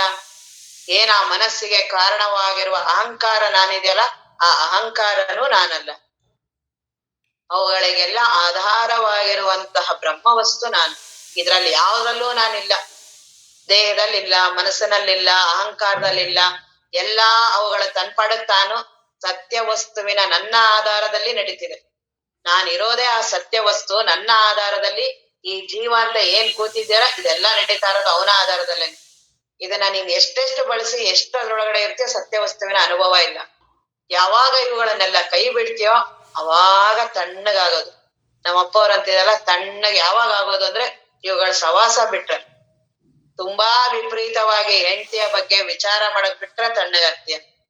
ತುಂಬಾ ವಿಪರೀತವಾಗಿ ಗಂಡನ ಬಗ್ಗೆ ಮಾಡಕ್ ಬಿಟ್ರೆ ಆರಾಮ್ ಇರ್ತೀವಿ. ಮಕ್ಕಳ ಬಗ್ಗೆ, ಮನೆ ಬಗ್ಗೆ, ದುಡ್ಡಿನ ಬಗ್ಗೆ ನಾನೇ ವಿಪರೀತ ಮಾಡ್ತಿದ್ದೀನಿ ಅನ್ನೋದು ಗೊತ್ತಾಗಲ್ಲ. ಎಲ್ಲಾ ಅವ್ರಿಂದ ಮಾಡ್ತಿದ್ದೀನಿ, ಅವ್ರು ಹಿಂಗ್ ಮಾಡ್ತಾವ್ರೆ, ಇವ್ರು ಹಿಂಗ್ ಮಾಡ್ತಾವ್ರೆ, ಇವ್ರು ಮಾಡ್ತಿದ್ದಾರೆ. ಯಾರು ಏನೂ ಮಾಡ್ತಿಲ್ಲ. ಎಲ್ಲಾ ಮಾಡ್ತಾ ಇರೋದು ನನ್ನ ವಾಸನೆಗಳೇ, ನನ್ನ ಮನಸ್ಸೇನೆ. ಅಂತ ಮನಸ್ಸೇ ನಾನಲ್ಲ, ಆ ದೇಹವೇ ನಾನಲ್ಲ. ಅಂತ ದೇಹ ಮನಸ್ಸಿಗೆ ಆಧಾರ ಮೂಲವಾಗಿರೋ ಆ ಅಹಂಕಾರ ಇದೆಯಲ್ಲ, ಅದೇ ನನಗೆ ಭವಬಂಧನ. ಆ ಅಹಂಕಾರವೇ ನಾನಲ್ಲ. ಮೂಲ ಅಹಂಕಾರವೇ ರಮಣ ಮಹರ್ಷಿಗಳ ಇದೇ ಧ್ಯೇಯ ಮಂತ್ರ. ಆ ನಾನು ನಾನು ನಾನು ಅಂತ ಏನೀಗ ನಾನು ಇದ್ದೀನಿ ಅಂತೀಯಲ್ಲ, ಆ ನಾನ್ ಯಾರು ನೋಡು ನೀನು. ಆ ನಾನನ್ನೋದು ಸತ್ಯ ಇದೆಯಾ? ನಾನಿನ ಕೆಳಗಡೆ ಪೂರ್ತಿ ಬಂದಿರೋದ್ರಿಂದ ನಾನನ್ನ ನೋಡಕ್ ನಿನಗ್ ಬರ್ತಿಲ್ಲ. ಆ ನಾನು ನಿದ್ರೆಯಲ್ಲಿರಲ್ಲ, ಎಚ್ಚರ ಆದಾಗ ಪ್ರಾರಂಭ ಆಗತ್ತೆ. ನಿದ್ರೆ ಬರೋವರೆಗೂ ಅದು ನನ್ನ ಹೋರಾಟ ಮಾಡತ್ತೆ. ನಿದ್ರೆ ಬಂದ ತಕ್ಷಣ ಮಲ್ಕೋತೀನಿ. ಎಚ್ಚರದಲ್ಲಿ ನಾನ್ ಬರುತ್ತೆ, ಕನಸಲ್ಲಿ ಇನ್ನೊಂದಾಗತ್ತೆ, ನಿದ್ರೆಯಲ್ಲಿ ಇಲ್ದೇ ಈ ಮೂರೂ ನಾನುಗಳನ್ನು ಅರಿಯುವ ಅರಿವು ನಾನು. ಅದಕ್ಕೆ ಆಧಾರವಾಗಿರುವ ಅರಿವಿನ ಸ್ವರೂಪ ನಾನು, ಇರುವಿನ ಸ್ವರೂಪ ನಾನು. ಇಂಥ ಅನುಭವ ನನಗ್ ಬಂದ್ರೆ ಈ ಜೀವತ್ವಕ್ಕೆ ಏನ್ ಅಸ್ತಿತ್ವ ಇದೆ? ಇದಕ್ಕೇನೂ ಅಸ್ತಿತ್ವನೇ ಇಲ್ಲ. ನಾನ್ ಆನಂದ ಸ್ವರೂಪ ನಾನು. ಈ ರೀತಿ ಚಿಂತನ ಬರ್ಬೇಕು. ಈ ರೀತಿ ಅದನ್ನ ಅವ್ರು ಹೇಳ್ತಾರೆ, ಇಂಥ ಜ್ಞಾನವನ್ನ ನಂಬು. ಸುಮ್ನೆ ಜೀವನ ಆಗಿ ಆ ದೇವ್ರು ಈ ದೇವ್ರು ಅವ್ರಂದಿದ್ದು ಇದಂದಿದ್ದು ದೇಹ ಎಷ್ಟು ಮೊದಲೇ ಭ್ರಮೇಲಿದ್ದಾನೆ. ಮೊದಲೇ ಮಾನಸಿಕಾಗಿದ್ದಾನೆ. ಅವನಿಗೆ ಇನ್ನೂ ಮಾನಸಿಕವಾಗೆಲ್ಲ ಮೊದಲೇ ಕಲ್ಪಿತ ಪುರುಷ. ಮೊದಲೇ ಅಜ್ಞಾನದಿಂದ ತುಂಬಿರೋದು. ಪ್ರಾರಂಭನೇ ಅಜ್ಞಾನ, ಮೂಲ ಬೇರಿರೋದೇ ಅಜ್ಞಾನ. ಅವನ್ ಏನೇನ್ ಜೀವನ ಎಲ್ಲ ಇದೆ ಎಲ್ಲ ಅಜ್ಞಾನದ ಚಿಂತನೆನೆ. ಆ ಅಜ್ಞಾನವೇ ಆ ಏನಿದಾನಲ್ಲ ಆ ಜೀವನೇ ನಾನಲ್ಲ. ಪೂರ್ತಿ ಒಂದೇ ಸರಿ ಅಷ್ಟು ಪೂರ್ತಿ ಹೋಗೋದು. ಸುಮ್ನೆ ಅದ್ರೊಳಗಡೆ ಒಂದನ್ನ ಎರಡನ್ನ ಇದನ್ನ ಮನಸ್ಸನ್ನ ಸರಿ ಮಾಡ್ಕೊತೀನಿ, ಹಂಗ್ ಮಾಡ್ತೀನಿ ಹಿಂಗ್ ಮಾಡ್ತೀನಿ, ಆಗಲ್ಲ ಅದು. ಸಾಮರ್ಥ್ಯ ಇರೋರು ಮಾಡ್ಲಿ. ಯಾರಿಗೆ ಆರಾಮಾಗಿರ್ಬೇಕು ಅಂತಿದ್ರೆ ನೋಡಿ ಈ ರೀತಿ ಬರೀ ಕೇಳೋದು ಇದಷ್ಟೇನೆ. ಇಲ್ಲೇನೂ ಮಾಡೋ ಹಾಗಿಲ್ಲ. ಈಗ ನಾನು ಹೇಳ್ತಾ ಇರೋ ಆ ಶಬ್ದದ ರೂಪದಲ್ಲಿ ಮನಸ್ಸು ತನ್ನ ಆಕಾರವನ್ನ ಮಾಡ್ತಾ ಮಾಡ್ತಾ ಆ ಮನಸ್ಸು ಮರೆಯಾಗ್ಬಿಡತ್ತೆ. ಆದ್ರೆ ಲಕ್ಷ್ಯಗೊಟ್ಟು ಕೇಳು. ಲಕ್ಷ್ಯಗೊಟ್ಟು ಕೇಳ್ತಾ ಕೇಳ್ತಾ ಹೇಳೋರ್ ಕಡೆ ಲಕ್ಷ್ಯ ಬೇಡ, ಕೇಳ್ತಿದ್ದೀನಿ ಅನ್ನುವ ಕಡೆ ಲಕ್ಷ್ಯ ಬೇಡ. ಮನಸ್ಸು ಏಕಾಗ್ರ ಆಗ್ತಾ ಆಗ್ತಾ ಆಗ್ತಾ ತನ್ನ ಅಸ್ತಿತ್ವವನ್ನ ಬಿಟ್ಟೋಗುತ್ತೆ. ಆ ಬುದ್ಧಿಯು ತನ್ನ ಅಸ್ತಿತ್ವವನ್ನ ಕಳ್ಕೊಳ್ಳುತ್ತೆ. ಇರೋದೇ ಆತ್ಮವಸ್ತುವಿನ ಅನುಭವ. ಈ ಅನುಭವ ಬಂದಾಗ ಈ ಜೀವತ್ವಕ್ಕೇನು ಬೆಲೆ ಇಲ್ಲ. ಆ ರೀತಿ ಅನುಭವ ನಿಂದಿದೆ, ನೀನ್ ಕಷ್ಟಪಟ್ಟು ಪಡೆಯೋ ಹಾಗಿಲ್ಲ. ಅದನ್ನೆಲ್ಲ ಹೇಳ್ತಿದ್ದಾರೆ. ದುರಿತ ಕಾನನವೇನು ಹೆಂಗೆ ಕಾಡಿಗೆ ತುಂಬಾ ಕಾಡಿದೆ, ಒಂದ್ ಬೆಂಕಿ ಕಡ್ಡಿ ಸಾಕಲ್ಲ, ಹಂಗೀಗ ಇಡೀ ಜೀವತ್ವ ಇವನು ಏನಾದ್ರೂ ಇರ್ಲಿ, ಪಾಪಿ ಇದಾನೋ ಪುಣ್ಯವಂತ ಇದಾನೋ ಹುಟ್ಟಿದ ಇದಾನೋ ಏನೇನಿದೆಯೋ ಎಲ್ಲ ಒಟ್ಟು ಅದ್ರೊಳಗಡೆ ಇದೆ. ಅವನೇ ನಾನಲ್ಲ. ಇಂಥ ಜ್ಞಾನ ಚಿಂತನ ಬಂತು ನಿನಗೆ, ಅದಷ್ಟು ಜ್ಞಾನಾಗ್ನಿ ಸರ್ವಕರ್ಮಾಣಿ ಭಸ್ಮಾನಿ. ಜ್ಞಾನ ಒಂದೇ ಸಾಕು ಮುಕ್ತಿಗೆ, ಬೇಕಾದ ಮೌನ ಧ್ಯಾನ ನೇಮಗಳೆಲ್ಲ ಮುಂದಕ್ಕೆ ಅವೆಲ್ಲ ಅವೆಲ್ಲ ಅವಶ್ಯಕತೆ ಇಲ್ಲ. ಈ ಜ್ಞಾನ ಚಿಂತನೆಯಿಂದ ನೋಡಿ ಇಡೀ ವ್ಯಕ್ತಿನೇ ನೀನಲ್ಲ ಅನ್ನುವ ಅನುಭವ ಬರುತ್ತೆ. ಪರಿಭವ ಘನಚಂಡ ಮರುತನು. ಈಗ ಬಿರುಗಾಳಿ ಬಂದಾಗ ಮೋಡಗಳೆಲ್ಲ ಚದುರೋಗುತ್ತಂತೆ. ವಿಪರೀತವಾದ ಬಿರುಗಾಳಿಗೆ ಮೋಡಗಳಿಗೆ ಏನೂ ಇರೋದಿಕ್ಕಾಗಲ್ಲ. ಹಾಗೆ ಈ ಜ್ಞಾನ ಚಿಂತನ ಬಂತು, ಈ ಜೀವ ಪೂರ್ತಿ ಆ ಮೋಡ ಹೇಗೆ ಚದುರೋಗುತ್ತಲ್ಲ ಹಂಗೆ ಇವ್ರಿಗೆ ಏನೂ ಅಸ್ತಿತ್ವ ಇಲ್ಲ. ಆ ರೀತಿಯ ಜ್ಞಾನ ಚಿಂತನವನ್ನ ಮಾಡ್ಬೇಕು. ಅಜ್ಞಾನ ತಿಮಿರ ಏನ್ ಈ ಕತ್ತಲೆಗಳೆಲ್ಲ ಇದೆಯಲ್ಲ ಅದೆಲ್ಲವೂ ಸೂರ್ಯನ ಕಿರಣ ಬಂತಂದ್ರೆ ಈ ಅಜ್ಞಾನಕ್ಕೆ ಏನಾದ್ರು ಕತ್ಲೆಗೆ ಏನಾದ್ರು ಅವಕಾಶ ಇದೆಯಾ? ಹಾಗೆ ಈ ಜ್ಞಾನ ಚಿಂತನ ಬಂತು, ಈ ಜೀವನಿಗೇನೂ ಅಸ್ತಿತ್ವ ಇಲ್ಲ.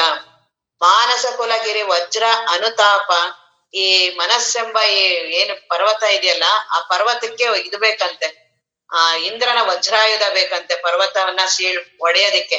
ಅದೇ ರೀತಿ ಈ ಮನಸ್ಸಿಗೆ ಜ್ಞಾನ ಚಿಂತನ. ನೀನು ಸಬಲ ಆಗ್ಬೇಕಾ, ನೀನು ಬಹಳ ಧೈರ್ಯವಂತ ಸಶಕ್ತ ಎಲ್ಲ ಆಗ್ಬೇಕಾ, ಜ್ಞಾನ ಚಿಂತನವನ್ನ ಮಾಡು. ಇನ್ನೆಲ್ಲವೂ ನನ್ನ ಮನಸ್ಸನ್ನ ದುರ್ಬಲವನ್ನಾಗಿ ಮಾಡುವಂಥದ್ದು. ಜ್ಞಾನ ಚಿಂತನ ಒಂದೇ ನನ್ನನ್ನ ಶ್ರೇಷ್ಠವನ್ನಾಗಿ ಮಾಡೋದು. ಆದ್ರಿಂದ ಇಂಥ ಮನಸ್ಸನ್ನ ನೀನು ಜ್ಞಾನ ನಾನಲ್ಲ ಅನ್ಬೇಕಾ ಈ ಜ್ಞಾನ ಚಿಂತನದಿಂದ ಮಾಡೋದು. ಮಾನಸ ಕುಲಗಿರಿ ವಜ್ರ ಅನುತಾಪ ಸರಸಿಜ ಹಿಮವಿದೆಂಬ. ಹೆಂಗೆ ಕಮಲದ ಮೇಲೆ ಹಿಮ ತುಂಬಾ ವಿಪರೀತವಾಗಿ ಬಿದ್ರೆ ಕಮಲ ಇರೋದಿಲ್ವಂತೆ, ಹಾಗೆ ಆ ಜ್ಞಾನ ಚಿಂತನ ಬಂತು, ಈ ನನ್ನ ಜೀವತ್ವಕ್ಕೆ ಏನೂ ಅಸ್ತಿತ್ವ ಇರೋದಿಲ್ಲ. ಆಹಾ ಸರಸಿಜ ಹಿಮವಿದೆಂಬ. ನೋಡು ಎಷ್ಟು ಜ್ಞಾನ ಶ್ರೇಷ್ಠವಾಗಿದೆ. ಇಂಥ ಜ್ಞಾನವನ್ನ ಅನುಭವಿಸೋದು ಬಿಟ್ಟು ಜೀವನಾಗಿ ಏನಾರು ಮಾಡ್ತೀನಿ ಅಂತೆಲ್ಲ ಬಹಳ ಕಷ್ಟ ಅದು. ಇಂಥ ಜ್ಞಾನವನ್ನ ನಂಬು, ನನ್ನಿ ಎಂದು ನಂಬು, ಸತ್ಯ ಅಂತ ನಂಬು. ಮುಂದೆ ಹೇಳ್ತಾರೆ, ಸಾರ ಸುಖದ ಸುಧಾವಾರಿಧಿ. ಆ ಆತ್ಮವಸ್ತು ಹೇಗಿದೆ ಅಂದ್ರೆ ಸಾರ ಸುಖದ ಸುಧಾವಾರಿಧಿ, ಅಮೃತ ಸಮುದ್ರ ಅದು. ಅಬ್ಧಿ ಅಪಾರ ಸ್ವರೂಪ ಮಮ. ನನ್ನ ಸ್ವರೂಪ ಯಾವ ರೀತಿ ಇದೆ? ಅಮೃತದ ಸ್ವರೂಪ ನಾನು. ಅಮೃತ ಅಂದ್ರೆ ಅಲ್ಲಿಂದ ಸಾವೆಲ್ಲಿದೆ? ಜೀವನಾಗೆ ವಿಚಾರ ಮಾಡಿ ಮಾಡಿ ನನಗ್ ಜೀವನಾಗೆ ಬರುತ್ತೆ. ನಾನು ಇರೋದೇ ಅಮೃತ ಪುತ್ರ. ಅದನ್ನೇ ವಿವೇಕಾನಂದರು ಎಲ್ಲಾ ಮಹಾತ್ಮರು ಅಮೃತ ಪುತ್ರರು. ನೀವು ಯಾಕೆ ಜೀವ ಅಂತ ಸಣ್ಣದಾಗಿ ಚಿಂತನೆ ಮಾಡ್ತೀರಾ? ನೀನು ಪಾಪಿ, ಹೆಣ್ಣು, ಗಂಡು ಇಂಥವ್ರ ಮಾತು ಕೇಳ್ಬೇಡ. ನೀನು ಆತ್ಮ ವಸ್ತು ಇದೆಯಾ, ಬ್ರಹ್ಮ ವಸ್ತು ಇದೆಯಾ, ಹೆಣ್ಣು ಗಂಡು ಇವೆಲ್ಲಾ ತುಂಬಾ ಕೆಳಗಿನ ಚಿಂತನಗಳು. ದೇಹ ನಾನು ಅಂದಿರುವ ಕೆಳಗಡೆ ಅದ್ರದ್ದೆಲ್ಲ ಚಿಂತನ. ಅಂತದ್ ಅಲ್ವೇ ಅಲ್ಲ ನೀನು. ನೀನ್ ಅಮೃತ ಪುತ್ರ ಇದೆಯಾ, ಆತ್ಮ ವಸ್ತು ಇದೆಯಾ, ಅಹಂ ಬ್ರಹ್ಮಾಸ್ಮಿ ನಮ್ಮ ಉಪನಿಷತ್ತುಗಳೆಲ್ಲ ಹೇಳತ್ತೆ. ಅಂತ ಮಾತುಗಳನ್ನ ನಂಬು ನೀನು. ಈ ಸಣ್ಣದವ್ರನ್ನ ಇಂಥದನ್ನೆಲ್ಲ ಕೇಳ್ಬೇಡ. ಮೊದ್ಲೇ ದುರ್ಬಲವಾದ ಮನಸ್ಸು, ಮೊದ್ಲೇ ಅದಕ್ಕೆ ಬಹಳ ಕಡಿಮೆಯ ಸಂಸ್ಕಾರಗಳು. ಇನ್ನೂ ದುಃಖಿ ಆಗ್ತೀಯ ನೀನು. ದೇವ್ರ ಅಲ್ಲಿ ಬಂತು, ಇಲ್ಲಿ ಬಂತು, ಮೈಮೇಲ್ ಬಂತು, ಅಲ್ಲೋಯ್ತು, ಎಷ್ಟು ವಿಪರೀತ ಭಾವನೆಗಳು. ಅವೆಲ್ಲವೂ ಮನಸ್ಸನ್ನ ದುರ್ಬಲ ಮಾಡ್ತಿದೆ ಅಂತ ಗೊತ್ತಾಗಲ್ಲ. ಅವೆಲ್ಲವೂ ಅಜ್ಞಾನದ ಪರಿಣಾಮ ಅಂತ ಗೊತ್ತಾಗೋದಿಲ್ಲ. ಹಾಗಾಗಿ ಇಂಥ ಸತ್ಸಂಗವನ್ನ ಮಾಡ್ಬೇಕು. ಇಂಥ ಸತ್ಸಂಗವನ್ನ ಮಾಡೋದ್ರಿಂದ ಮನಸ್ಸಿಗೆ ಸಾಮರ್ಥ್ಯ ಬರುತ್ತೆ, ಒಂದು ಪವಿತ್ರತೆ ಬರುತ್ತೆ. ನಾನೇ ಆ ಆತ್ಮವಸ್ತು ಅನ್ನುವ ಆ ದೃಢ ವಿಶ್ವಾಸ ಬಂದ್ರೆ ಬದುಕಿನ ಯಾವ ಕಷ್ಟಗಳು ಕಷ್ಟ ಅನ್ಸಲ್ಲ, ಯಾವುದು ಸಮಸ್ಯೆಗಳಿಲ್ಲ. ಎಲ್ಲಾ ನನ್ನ ಮನಸ್ಸಿನ ದೌರ್ಬಲ್ಯಗಳು ಅಂತ ಗೊತ್ತಾಗತ್ತೆ. ನಾನೇ ನನ್ನ ಮನಸ್ಸಿನ ದೌರ್ಬಲ್ಯಗಳನ್ನ ಸಶಕ್ತ ಅವುಗಳಿಗೆ ನಾನೇ ಪುಷ್ಟಿ ಕೊಟ್ಟು ನಾನೇ ಅನುಭವಿಸ್ತಾ ಇದ್ದೀನಿ. ಏನೂ ಆಗಿಲ್ಲ, ಎಲ್ಲ ನಾನೇ ಭ್ರಾಂತಿ ಮಾಡ್ಕೊಂಡಿದ್ದೀನಿ ಅನ್ನೋದು ಗೊತ್ತಾಗಲ್ಲ. ಕನಸಿನ ಉದಾಹರಣೆ ನೋಡು ಗೊತ್ತಾಗತ್ತೆ. ಯಾರು ಬಂದಿದಾರಲ್ಲ ಕನಸಲ್ಲಿ? ನಾನೇ ದೇಹ ಅಂತ ಸೃಷ್ಟಿ, ನಾನೇ ದೇಹ ಸೃಷ್ಟಿ ಮಾಡ್ಕೊಂಡು, ನಾನೇ ಹೆಂಡತಿ ಮಕ್ಕಳನ್ನು ಸೃಷ್ಟಿ ಮಾಡ್ಕೊಂಡು ಜಗತ್ತನ್ನ ಸೃಷ್ಟಿ, ಅಷ್ಟೊಂದು ಸಾಮರ್ಥ್ಯ ಇದೆಯಲ್ಲ ಸಾಮರ್ಥ್ಯ ಕನಸಲ್ಲಿ. ಇಲ್ಲೋ ಹಾಗೆ ಇರೋದು. ಕನಸಿನಲ್ಲಿ ಎಲ್ಲಾ ಮಾಡ್ಕೊಳ್ಳುವ ಸಾಮರ್ಥ್ಯ ಮನಸ್ಸಿಗೆ ಇದೆಯಲ್ಲ, ಅದು ಎದ್ದ ತಕ್ಷಣ ಮರ್ತೋಗ್ಬಿಡ್ತೀನಿ. ನನ್ನ ಮನಸ್ಸಿಗೆ ಇಷ್ಟು ಸಾಮರ್ಥ್ಯ ಇದೆ ಅನ್ನೋದೇ ಮರ್ತೋಗ್ಬಿಡ್ತೀನಿ. ಇದೇ ರೀತಿ ಎಲ್ಲಾ ಇಡೀ ಜಗತ್ತನ್ನೇ ಅಲ್ಲಿ ಸೃಷ್ಟಿ ಮಾಡುತ್ತೆ. ಸೂರ್ಯ ಚಂದ್ರ ಏನು ನನ್ನ ಸೃಷ್ಟಿ ಅಂತ ಅಲ್ಲೇನಾದ್ರೂ ಸೂರ್ಯ ಇರಲ್ವಾ, ಚಂದ್ರ ಇರಲ್ವಾ, ಜಗತ್ತೇನಾದ್ರು ಚಿಕ್ಕದಾಗಿರತ್ತಾ? ಇಲ್ಲಿ ಹೇಗಿದೆಯೋ ಹಾಗೆ ಅಲ್ಲಿ ನನ್ನ ಮನಸ್ಸು ಸೃಷ್ಟಿ ಮಾಡುತ್ತೆ.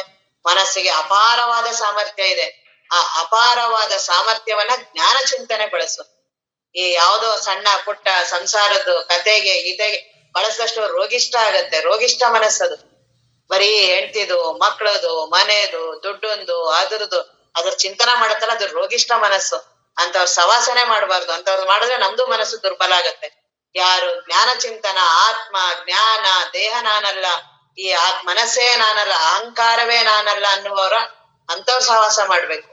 ನಮ್ಮ ಅಪ್ಪವ್ರ ಹತ್ರ ಎಲ್ಲ ಕೇಳ್ತಿದ್ರು, ನಮ್ಗೆ ಇವ್ರ ಮಹಾತ್ಮರು ಅಂತ ಹೇಗ್ ಗೊತ್ತಾಗತ್ತೆ, ಜ್ಞಾನಿಗಳು ಅಂತ ಹೇಗ್ ಗೊತ್ತಾಗತ್ತೆ ಅಂತ. ಆಗ ಅಪ್ಪವ್ರು ಹೇಳಿದ್ರದು, ಯಾರ ಸಮೀಪಕ್ಕೆ ಹೋದ್ರೆ ನಾನೂ ದೊಡ್ಡವರು ಅಂತ ಅನ್ಸತ್ತಲ್ಲ, ಅವ್ರು ಮಹಾತ್ಮರು ಇರ್ತಾರಂತ. ಹಾಗಾಗಿ ನಮ್ಮ ಅಪ್ಪವ್ರ ಹತ್ರ ಹೋದ್ರೆ ಅವ್ರೆಲ್ಲಾರು ನಮ್ಗೆ ಅದನ್ನ ಹೇಳ್ತೀರಿ. ನೀವು ಎಲ್ಲರೂ ಅವತಾರ ಪುರುಷರೇ ರೀ. ನಾವೆಲ್ಲ ಅವತಾರ ಪುರುಷರು. ಅಪ್ಪಾಜಿ ಹೇಳಿದಾಗ ರಾಮಕೃಷ್ಣ ಪರಮಹಂಸರು ಅವತಾರ ಪುರುಷನಂತೆ, ಅವ್ರ ಅವತಾರ ಪುರುಷರು, ಸಿದ್ಧ ನೀವು ಅವತಾರ ಪುರುಷರೇ, ಎಲ್ಲರೂ ಅವತಾರ ಪುರುಷರೇ. ಸತ್ಯ ವಸ್ತುವಿನ ದೃಷ್ಟಿಯಿಂದ ನಾವೆಲ್ಲರೂ ಶ್ರೇಷ್ಠರೇ. ನಾವೆಲ್ಲವೂ ಅಮೃತ ಪುತ್ರರು. ನಾವು ಇರೋದೇ ಆ ಆತ್ಮವಸ್ತು. ಸುಮ್ಮನೆ ಏನೋ ಸ್ವಲ್ಪ ತಪ್ಪು ತಿಳುವಳಿಕೆಯಿಂದ, ಬರೀ ಸ್ವಲ್ಪ ಆಗಿರೋದು ತಪ್ಪು ತಿಳುವಳಿಕೆ, ಅದನ್ನ ನಾನೇ ವಿಪರೀತವಾಗಿ ನನ್ಗೇನೋ ಆಗಿದೆ, ನಾನು ಏನೇನೋ ಆಗ್ಬಿಟ್ಟಿದ್ದೀನಿ, ಈ ರೀತಿ ಸುಮ್ನೆ ಭ್ರಮೆಯಲ್ಲಿ ಇದೆಯಾ? ನೀನ್ ಇರೋದೇ ಆತ್ಮವಸ್ತು. ಆ ಆತ್ಮವಸ್ತು ಹೇಗಿದೆ? ಅಮೃತ. ಅಲ್ಲಿ ಸಾವನ್ನೋದೇ ಇಲ್ಲ. ಅಲ್ಲಿ ಅರಿವಿನ ಸ್ವರೂಪ, ಯಾವಾಗಲೂ ಅರಿತಾ ಇರುವಂತ ಸ್ವರೂಪ, ಇರುವಿನ ಸ್ವರೂಪ, ಯಾವಾಗ್ಲೂ ಇದ್ದೀನಿ ಅನ್ನುವ ಅನುಭವ ಇರುತ್ತದ. ಇರೋದೇ ಆ ರೀತಿ ಅನುಭವ. ನಾನು ಇರೋದು ಆ ರೀತಿನೇ. ನನಗೆ ದೇಹಾದಿಗಳಲ್ಲಿದ್ದು ಇದ್ದು ದೇಹದಿಂದ ಇದ್ದೀನಿ, ಮನಸ್ಸಿಂದ ಇದ್ದೀನಿ, ಅಹಂಕಾರದಿಂದ ಇದ್ದೀನಿ. ಈ ರೀತಿ ಈ ಇದ್ದೀನಿ ಅಂತಿದ್ಯಲ್ಲ, ಇದನ್ ಮೇಲೆ ಆರೋಪ ಮಾಡ್ಕೊಂಡಿದ್ಯಾ. ನೀ ದೇಹದಿಂದ ಇಲ್ವೇ ಇಲ್ಲ. ದೇಹ ಬಿಟ್ಟು ಆರಾಮಾಗಿ ನಿದ್ರೆಯಲ್ಲಿ ಇದ್ದಲ್ಲ, ಮನಸ್ಸನ್ನು ಬಿಟ್ಟು ನಿದ್ರೆಯಲ್ಲಿ ಇದೆಯಲ್ಲ. ಅಹಂಕಾರ ಇಡೀ ಜೀವನೇ ನಿದ್ರೆಯಲ್ಲಿ ಇಲ್ಲ. ನಾನು ಇದೀನಿ ಅಂತೀನಿ, ನಿದ್ರೆಯಲ್ಲಿ ಇಲ್ವೇ ಇಲ್ಲ. ಆದ್ರೂ ನಾನು ಇದ್ದೀನಿ. ಆ ಇದ್ದೀನಿ ಅನ್ನುವುದರ ಕಡೆ ಲಕ್ಷ್ಯ ಗೊತ್ತಾಗಲ್ಲ. ನನ್ಗೆ ಇವುಗಳಲ್ಲೇ ಇದ್ರ ಮುಖಾಂತರನೇ ಆ ಇರುವಿನ ಕಡೆ ನೋಡ್ತೀನಿ. ಹಾಗಾಗಿ ಆ ಅರಿವಿನ ಸ್ವರೂಪ ನಾನು, ಇರುವಿನ ಸ್ವರೂಪ ನಾನು, ಆನಂದ ಸ್ವರೂಪ. ಇದು ಅತ್ಯಂತ ಶ್ರೇಷ್ಠ ಆನಂದ. ನಾನು ಇಲ್ಲೇನ್ ಸಣ್ಣಕ್ಕೆ ಒಂದು ಆನಂದ ಪಡೋದಕ್ಕೆ ಏನ್ ಕಷ್ಟ ಪಡ್ತೀನಿ, ಬಳಲಿಕೆ ಮಾಡ್ಕೋತೀನಿ, ಅದು ಸಾಕು ಅನ್ಸುತ್ತೆ. ಆದ್ರೆ ಅದ ಸಾಕೆನಿಸದ ಜೋಕೆಗುಂದದ ತನ್ನ ಜೋಕೆಗುಂದದ ಇದೆಯಲ್ಲ ಮುಂದೆ ಸೂತ್ರಗಳೆಲ್ಲ ಅದ್ರಲ್ಲಿ ಹೇಳ್ತಾರೆ ಹೆಂಗಿದೆ ಆತ್ಮವಸ್ತು. ಸಾಕೆನಿಸದ, ಸವೆಯದ, ಸಾಕು ಅಂತಾನೆ ಅನ್ಸೋದಿಲ್ಲ, ಮತ್ ಸವಿಯೋದು ಇಲ್ಲ. ಇಲ್ಲೆಲ್ಲ ನನಗೆ ಅನಿಸ್ತಿರತ್ತಿಲ್ಲೆಲ್ಲ ಸಾಕಂತ ನನ್ಗೆ ಅನ್ಸತ್ತಿಲ್ಲೆಲ್ಲ. ದಿನಾ ಬೆಳಗಿಂದ ರಾತ್ರಿವರೆಗೂ ಏನು ಕಷ್ಟಪಟ್ಟು ಮಾಡ್ತೀನಿ ಸಾಕಪ್ಪ ಅನ್ಸುತ್ತೆ. ಸಾಕೆನಿಸದ, ಸವೆಯದ, ಇವುಗಳ ಕೊರತೆ ಆಗ್ತಾ ಹೋಗುತ್ತೆ. ಆಗ ಆತ್ಮವಸ್ತುವಿನ ಕೊರತೆ ಇಲ್ಲ. ಸಾಕೆನಿಸದ, ಸವೆಯದ, ಬೇರೊಂದು ಬೇಕೆನಿಸದ. ನನಗಿಲ್ಲಿ ಒಂದು ಬಹಳ ಖುಷಿಯಾಗಿ ಅನುಭವಿಸ್ತೀನಿ ಜಗತ್ತಲ್ಲಿ, ಪುನಃ ಅದ್ ಸಾಕು ಅನ್ಸಿ ಇನ್ನೊಂದಕ್ಕೆ ಹೋಗ್ತೀನಿ. ಮನಸ್ಸು ಕ್ಷಣ ಕ್ಷಣ ಯಾವ್ದ್ಯಾವ್ದಕ್ ಮಾಡ್ತಿರತ್ತೋ ಅದೇ ಅದ್ ಯಾರು ಸಾಕ್ಷಿಯಾಗಿ ನೋಡ್ತಿರ್ತಾರಲ್ಲ ಆಗ ಗೊತ್ತಾಗುತ್ತೆ. ನಾನೇ ಮನಸ್ಸಾಗಿದ್ರೆ ಗೊತ್ತಾಗಲ್ಲ ನನಗೆ. ಕ್ಷಣ ಕ್ಷಣ ಕ್ಷಣ ಏನೋ ಆ ಚಂಚಲವಾದ ಮನಸ್ಸು, ಆ ಚಂಚಲವಾಗಿದೆ ಅನ್ನೋದು ಗೊತ್ತಾಗಲ್ಲ ನನಗೆ. ಒಂದ್ ಕ್ಷಣ ಇಲ್ಲಿ ಮಾತಾಡ್ತಿರತ್ತೆ, ಕ್ಷಣ ಅವ್ರ ಹತ್ರ ಹೋಗುತ್ತೆ, ಕ್ಷಣ ಇಲ್ಲಿ ಮಾಡುತ್ತೆ, ಇದ್ ತಿನ್ನತ್ತೆ, ಅದ್ ತಿನ್ನತ್ತೆ, ಅದ್ ಮಾತಾಡತ್ತೆ, ಇದ್ ನೋಡುತ್ತೆ, ಮಾಡುತ್ತೆ ವಿಪರೀತ. ಕೊನೆಗೆ ಬಳಲಿಕೆ ಆಗಿ ಪ್ರಕೃತಿನೇ ಕರ್ಕೊಂಡೋಗಿ ಮಲ್ಕೋ ಸಾಕು ಎಷ್ಟ್ ಬಳಸ್ತಿ ಅಂತ ಹೇಳ್ಕೊಂಡೋಗಿ ಮಲಗಿಸತ್ತದು. ಅವಾಗ ಸುಮ್ನಾಗ್ತೀನಿ. ಅಷ್ಟು ವಿಪರೀತ ಏನಿದೆಲ್ಲ ಅವೆಲ್ಲ ಸಾಕು ಅನ್ಸುತ್ತೆ ನನಗೆ. ಆದ್ರೆ ಆತ್ಮವಸ್ತುವಿನ ಅನುಭವದಲ್ಲಿ ಆ ರೀತಿ ಇಲ್ಲ. ಸಾಕೆನಿಸದ, ಸವೆಯದ, ತನ್ನ ಜೋಕೆಗುಂದದ. ನಾನಿಲ್ಲ ಅಂತ ಅನ್ಸೋದಿಲ್ಲ. ನಿದ್ರೆ ಅನುಭವದಲ್ಲಿ ಅದೊಂದ್ ಅನ್ಸುತ್ತೆ. ಅಲ್ಲೆಲ್ಲವೂ ಇಲ್ಲ. ದೇಹದ ಅನುಭವ ಇಲ್ಲ ನನಗೆ. ಎಲ್ ಮಲಗಿದ್ದೀನಿ ಅನ್ನುವ ಪ್ರಜ್ಞೆ ಇಲ್ಲ ನನಗೆ. ಉಸಿರಾಡ್ತಾ ಇದ್ದೀನಿ ಅನ್ನುವ ಪ್ರಜ್ಞೆ ಇಲ್ಲ. ಹಸಿವೆ ತೃಷೆಯ ಪ್ರಜ್ಞೆ ಇಲ್ಲ ನನಗೆ. ಪ್ರಾಣನೂ ನನಗೆ ಅವಶ್ಯಕತೆ ಇಲ್ಲ ನನಗೆ. ಮನಸ್ಸಿನ ಅವಶ್ಯಕತೆ ಇಲ್ಲ ನನಗೆ. ಅಹಂಕಾರದ ಅವಶ್ಯಕತೆನೂ ಇಲ್ಲ ಅಲ್ಲಿ ನನಗೆ. ಆದ್ರೆ ನಾನಿದ್ದೀನಿ ಅನ್ನುವ ಅನುಭವ ಒಂದಿಲ್ಲ ಅಲ್ಲಿ. ಇದ್ದಿದ್ರೆ ಅದೇ ಬ್ರಹ್ಮಜ್ಞಾನ ಆಗ್ತಿತ್ತು. ಹಾಗಾಗಿ ಅಲ್ಲಿ ನಾನನ್ನೋದು ಇಲ್ಲ ಅಲ್ಲಿ. ಆದ್ರೆ ಆತ್ಮವಸ್ತುವಿನಲ್ಲಿ ಆ ರೀತಿ ಅನುಭವ ಇಲ್ಲ. ತನ್ನ ಜೋಕೆಗುಂದದ, ಸಾಕೆನಿಸದ, ಸವೆಯದ, ಬೇಕೆನಿಸದ, ತನ್ನ ಜೋಕೆಗುಂದದ ಆ ರೀತಿಯ ಅನುಭವ ನಂದು. ಇರೋದೇ ನಾನು ಆ ರೀತಿಯ ಅನುಭವದಲ್ಲಿ. ನಾನ್ ಇವುಗಳಲ್ಲೆಲ್ಲ ಬಂದು ಸವಿತಾ ಇರೋಂಥದ್ದು, ಸಾಕನ್ಸಂಥದ್ದು, ನಾನ್ ಇದೀನಿ ಅಂತಾನೆ ನನಗೆ ಅನುಭವ ಇಲ್ಲದೆ ಇರೋಂಥದ್ರಲ್ಲಿ ನಾನೇ ಪರದಾಡ್ತಾ ಇದ್ದೀನಿ ಜೀವನಾಗಿ. ಆದ್ರೆ ನನ್ನ ಅನುಭವ ಆ ರೀತಿ ಇಲ್ಲ. ಅದನ್ನ ಇಲ್ಲಿ ಹೇಳ್ತಿದ್ದಾರೆ. ಸಾರ ಸುಖದ ಈ ಜಗತ್ತಲ್ಲಿ ಏನು ಸುಖ ಅದ್ರ ಮೂಲ ಇರೋದು ಎಲ್ಲಿ ಅಂತ ನೋಡೇ ಇಲ್ಲ. ಅದರ ಮೂಲ ಇರೋದು ನನ್ನಲ್ಲೇ ಆತ್ಮವಸ್ತುವಿನ. ನನಗೆ ಈ ದೇಹಾದಿಗಳಿಂದಲೇ ತಿರ್ಗಾ ಅದನ್ನು ನೋಡ್ತೀನಿ. ನಾನಿರೋದೇ ಆತ್ಮವಸ್ತು. ನನ್ನ ಆತ್ಮವಸ್ತುವಿನಿಂದ ಇವುಗಳಿಗೆಲ್ಲ ಬರೀ ಹಿಂಗೆ ಮಿಂಚ್ತಾ ಇರುತ್ತೆ, ಅದು ಗೊತ್ತಾಗೋದಿಲ್ಲ ನನಗೆ. ನನಗೆ ಒಂದು ಉದಾಹರಣೆಗೆ ಒಂದೇನಾದ್ರು ಸಿಹಿ ತಿಂಡಿ ತಿನ್ಬೇಕು ಅನ್ನಿಸ್ತು, ತಿಂದೆ ಬಾಯಿಗೆ ಇಟ್ಕೊಂಡಲ್ಲ, ಆಗ ಮನಸ್ಸು ಒಂದು ಕ್ಷಣ ನಿಲ್ತು. ಆ ನಿಂತಾಗ ಆ ಪ್ರತಿಬಿಂಬ ಆಯ್ತು ಆತ್ಮವಸ್ತುವಿನಲ್ಲಿರುವ ಆನಂದ. ಅದ್ ನನಗೇನ್ ಅನಿಸ್ತು, ಈ ವಸ್ತುವಿನಿಂದ ಬಂತು ಅಂತ. ಅದು ಮನಸ್ಸು ನಿಂತಾಗ ಅದು ಪ್ರತಿಬಿಂಬ ಆಯ್ತು ಅಂತ ಗೊತ್ತಾಗೋದಿಲ್ಲ. ಇಲ್ಲೇ ಮನಸ್ಸು ನನ್ನ ಮೋಸ ಮಾಡ್ತಿರೋದು. ಅದು ನನಗೆ ನನ್ನ ಆನಂದದಲ್ಲಿ ನನ್ನಲ್ಲೇ ಇದೆ ಅನ್ನುವ ಆ ಅನುಭವ ಬಂತು, ಆರಾಮಾಗ್ಬಿಡ್ತೀನಿ. ನಾನು ಇರೋದೇ ಆ ಅನುಭವದಲ್ಲಿ. ಅದನ್ನ ಏನ್ ಹೇಳ್ತಿದ್ದಾರೆ, ಸಾರ ಸುಖದ ಸುಧಾವಾರಿದೆ ಅಮೃತವಾದ ಸಮುದ್ರ ಅಬ್ಧಿ ಅಪಾರ ಸ್ವರೂಪ ಮಮ ಲಹರಿ ವಿಷ್ಣು ಮಹೇಶ ಧನೇಶ್. ನೀನ್ ಅಲೆಗಳೆಲ್ಲ ಇದೆಯಲ್ಲ, ಜೀವ ನಾನು, ಮನಸ್ಸು ನಾನು, ದೇಹ ನಾನು, ಇವೆಲ್ಲ ಅಲೆಗಳು. ಇವೆಲ್ಲವೂ ಅಲೆಗಳು. ಸಮುದ್ರದಲ್ಲಿ ಅಲೆಗೆ ಏನಾದ್ರೂ ಬೆಲೆ ಇದೆಯಾ?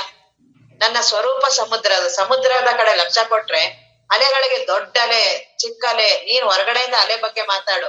ಸುನಾಮಿ ಅಲೆ ಬಹಳ ದೊಡ್ಡದಾಗ್ ಬಂತು, ಚಿಕ್ಕ ಅಲೆಗಳು ಬಂತು, ಎಲ್ಲಾ ಬಂತು. ನೀರ್ ಬಿಟ್ಟು ಏನಿದೆ ಅಲ್ಲಿ? ಆ ರೀತಿ ದೇಹ ನಾನು, ಇಂದ್ರಿಯ ನಾನು, ಜೀವ ನಾನು, ಏನೇನ್ ಅಂತಿದೆಯಲ್ಲ ಇವೆಲ್ಲ ಅಲೆಗಳು ಆ ಸಮುದ್ರದಲ್ಲಿ.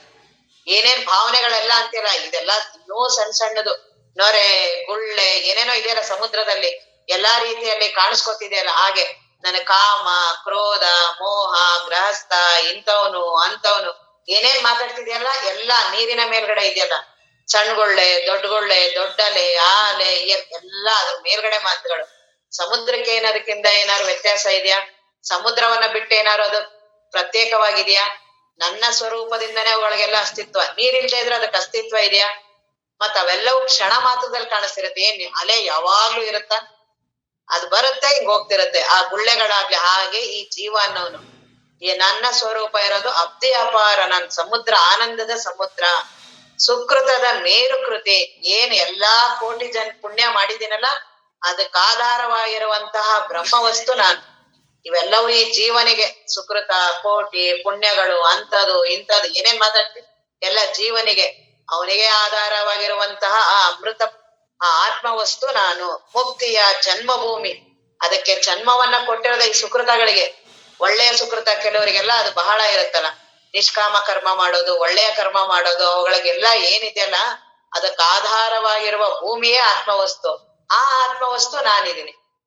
ಆ ನನ್ನದೇ ಬಿಟ್ಟು ಮುಂದೆ ಮುಂದೆ ನಾನೆಲ್ಲ ವಿಚಾರ ಮಾಡ್ತೀನಲ್ಲ, ಅಂತದ್ ಮಾಡ್ಬೇಕು ಇಂತ, ಅದಕ್ ಮೂಲವಾಗಿರೋದೇ ನಾನು. ಆತ್ಮವಸ್ತು ನಾನು. ನನಗೆ ಅಹಂಕಾರದ ನಾನಿದ್ರಿಂದ ಆ ನಾನು ನನಗೆ ಅನಿಸ್ತಿಲ್ಲ. ಈ ರೀತಿ ಕೇಳ್ತಾ ಕೇಳ್ತಾ ಪ್ರತ್ಯೇಕ ಆದ ಗೊತ್ತಾಗತ್ತೆ ನನ್ನಿಂದನೇ ಎಲ್ಲವೂ ಪ್ರಕಟ ಆಗಿರೋದು. ನನ್ನನ್ನ ಬಿಟ್ಟು ಏನಕ್ಕೂ ಸ್ವತಂತ್ರತೆ ಇಲ್ಲ. ನಾನಂದ್ರೆ ಅಹಂಕಾರದ ನಾನಲ್ಲ. ಆ ಅಹಂಕಾರದ ನಾನಿಗೂ ಆಧಾರವಾಗಿರುವಂತಹ ಆ ಬ್ರಹ್ಮವಸ್ತು ನಾನು. ಚಾರು ಸಿದ್ಧಿಗಳ ಮಂದಾರ ವಿಪಿನದ ಮೂಲ.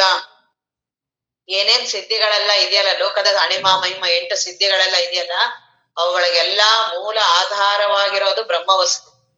ಅದೆಲ್ಲವೂ ಇವುಗಳೆಲ್ಲ ಸುಮ್ನೆ ಅವುಗಳಲ್ಲಿ ಕಾಣಿಸ್ತಾ ಇರೋದು ಎಲ್ಲ ಈ ಜೀವನಿಗೆ ಸಿದ್ಧಿಗಳೆಲ್ಲ. ಏನ್ ಆತ್ಮವಸ್ತುವಿಗೆ ಸಿದ್ಧಿನ? ಎಲ್ಲ ಈ ಮನಸ್ಸಿಗೆ ಸಿದ್ಧಿಗಳು. ಆ ಮನಸ್ಸನ್ನ ಒಂದು ಏಕಾಗ್ರತೆ ಮಾಡಿದ್ರೆ, ಅವುಗಳಲ್ಲಿರೋ ಒಂದ್ ಸ್ವಲ್ಪ ದೋಷಗಳು ತೆಗೆದ್ರೆ ಅದಕ್ಕೆ ವಿಪರೀತವಾದ ಸಾಮರ್ಥ್ಯ ಬರುತ್ತೆ. ಆ ಸಾಮರ್ಥ್ಯ ಬಂದಿರೋದು ಆತ್ಮವಸ್ತುವಿನಿಂದ. ಇನ್ನೇನು ಇಲ್ಲ. ಸಿದ್ಧಿಗಳಂದ್ರೆ ಏನು ಅಲ್ಲ, ಎಲ್ಲಾರು ಪಡಿಬೋದು, ಅದೇನ್ ದೊಡ್ಡದಲ್ಲ. ಆದ್ರೆ ಅದನ್ನ ಬಹಳ ವಿಶೇಷವಾಗಿ ನನಗ್ ಅನ್ಸುತ್ತೆ, ಯಾಕಂದ್ರೆ ಪ್ರಮೇಲಿರೋನು. ಹಾಗಾಗಿ ಮನಸ್ಸಿಗೆ ಸ್ವಲ್ಪ ಏಕಾಗ್ರತೆ ಮಾಡು. ಮನಸ್ಸಿಗೆ ಯಾವ್ದೋ ಒಂದು ದೇವ್ರದೋ ಗುರುಗಳದೋ ಏನೋ ಒಂದು ಸಾಧನವನ್ನ, ಉಸಿರಾಟದ, ಪ್ರಾಣಾಯಾಮದ, ಓಂಕಾರ ಏನೋ ಒಂದ್ ಸಾಧನವನ್ನ ಕೊಡು ಮನಸ್ಸಿಗೆ. ಯಾವಾಗ ಅದು ಏಕಾಗ್ರತೆ ಆಗಿರುತ್ತೋ ಆಗ ಅದ್ರಲ್ಲಿ ಏನೋ ವಿಶೇಷವಾದ ಶಕ್ತಿಗಳು ಬಂದಿರೋ ಹಾಗೆ ಅನ್ಸತ್ತೆ. ಆದ್ರೆ ಅದಕ್ಕೆ ಆಧಾರವಾಗಿರೋದು ಬ್ರಹ್ಮವಸ್ತು. ಬ್ರಹ್ಮವಸ್ತುವಿನ ಆಧಾರದಲ್ಲಿ ಆ ಮನಸ್ಸಿಗೆ ಸಾಮರ್ಥ್ಯ. ಮನಸ್ಸು ಜಡ. ಏನೇನ್ ಸಾಧನೆಗಳು ಸಿದ್ಧಿಗಳೆಲ್ಲ ಇದೆಯಲ್ಲ ಈ ಮನಸ್ಸಿಗೆನೆ. ಅದರಲ್ಲಿ ಪತಂಜಲಿ ಯೋಗ ಸೂತ್ರದಲ್ಲಿ ಅದೇ ಒಂದು ವಿಭೂತಿ ಯೋಗ ಅಂದ್ರೆ ಅದೇನೆ. ಮೊದಲು ಕೈವಲ್ಯ ಯೋಗ, ಎರಡನೇದು ಸಾಧನಾ ಯೋಗ, ಮೂರನೇದು ವಿಭೂತಿ ಯೋಗ, ಮೊದಲನೇದು ಸಮಾಧಿ ಯೋಗ, ಎರಡನೇದು ಸಾಧನಾ ಪಾದ, ಮೂರನೇದು ವಿಭೂತಿ ಪಾದ, ನಾಲ್ಕನೇದು ಕೈವಲ್ಯ ಪಾದ. ಅಲ್ಲಿ ಇದಕ್ಕೆ ಅಂತಾನೆ ಇಟ್ಟಿದ್ದಾರೆ. ಮನಸ್ಸಿನ ಏನೇನ್ ಸಿದ್ಧಿಗಳು ಬರುತ್ತೆ, ಯಾಕ್ ಬರುತ್ತೆ, ಹೇಗ್ ಬರುತ್ತೆ, ಅವುಗಳ ಪರಿಣಾಮಗಳೇನು, ಉಪಯೋಗ ಏನು ಎಲ್ಲಾ ಹೇಳಿದಾರೆ ಅದ್ರಲ್ಲಿ. ನನಗೆ ಪೂರ್ತಿ ಅಧ್ಯಯನ ಇದ್ದಿರೋದು ಯಾವ್ದಾದ್ರು ಸ್ವಲ್ಪ ತಗೊಂಡ ಅದನ್ನ ಮಾತಾಡ್ತಿರ್ತೀವಿ. ಆ ಪತಂಜಲಿ ಯೋಗ ಸೂತ್ರದಲ್ಲಿ ಹೇಳ್ತಾರೆ ಮನಸ್ಸಿಗೆ ಎಲ್ಲಾ ಸಾಮರ್ಥ್ಯಗಳು. ಉಳ್ಳ ಬ್ರಹ್ಮವ ಇಲ್ಲೆನಿಸುವುದು, ಇಲ್ಲದ ಲೋಕವ ಉಂಟೆನಿಸಿರುವುದು ಅದೇ ಮನಸ್ಸೇ. ಬ್ರಹ್ಮವನ್ನೇ ಇಲ್ಲ ಅಂತ ಅನ್ಸಿರ್ಬೇಕಾದ್ರೆ ಅದಕ್ಕೆ ಎಷ್ಟು ಸಾಮರ್ಥ್ಯ ಆಗಿರ್ಬೋದ ಮಾಯೆಗೆ. ಅದಕ್ಕೆ ಆ ಮನಸ್ಸೇನಿದೆಯಲ್ಲ ಅದಕ್ಕೆ ಆಧಾರ ಆಗಿರೋದೇ ಆತ್ಮವಸ್ತು. ಆ ಆತ್ಮವಸ್ತು ನಾನಿದ್ದೀನಿ. ಚಾರು ಸಿದ್ಧಿಗಳ ಮಂದಾರ ವಿಪಿನದ ಮೂಲ ಕಾರಣದ ಅರಿವಿಂದೆ ಕಾರಣದ ಅರಿವಿದೆ ಎಂಬ. ಅದಕ್ಕೆಲ್ಲಾ ಆಧಾರವಾಗಿರೋದು ಈ ಬ್ರಹ್ಮವಸ್ತು. ನಿಗಮವು ಅರಸುವ ಯಾವ ಉಪನಿಷತ್ತುಗಳೆಲ್ಲವೂ ಏನು ಹುಡುಕ್ತಾ ಇದೆಯಲ್ಲ ಅದು. ಮುನಿಗಳು ಜಾನಿಪ, ಯಾವ ಮಹಾತ್ಮರು ಇದನ್ನ ಧ್ಯಾನವನ್ನ ಯಾವ್ದನ್ನ ಅನುಭವಿಸಿದಾರೋ ಆ ಆತ್ಮವಸ್ತುವನ್ನ.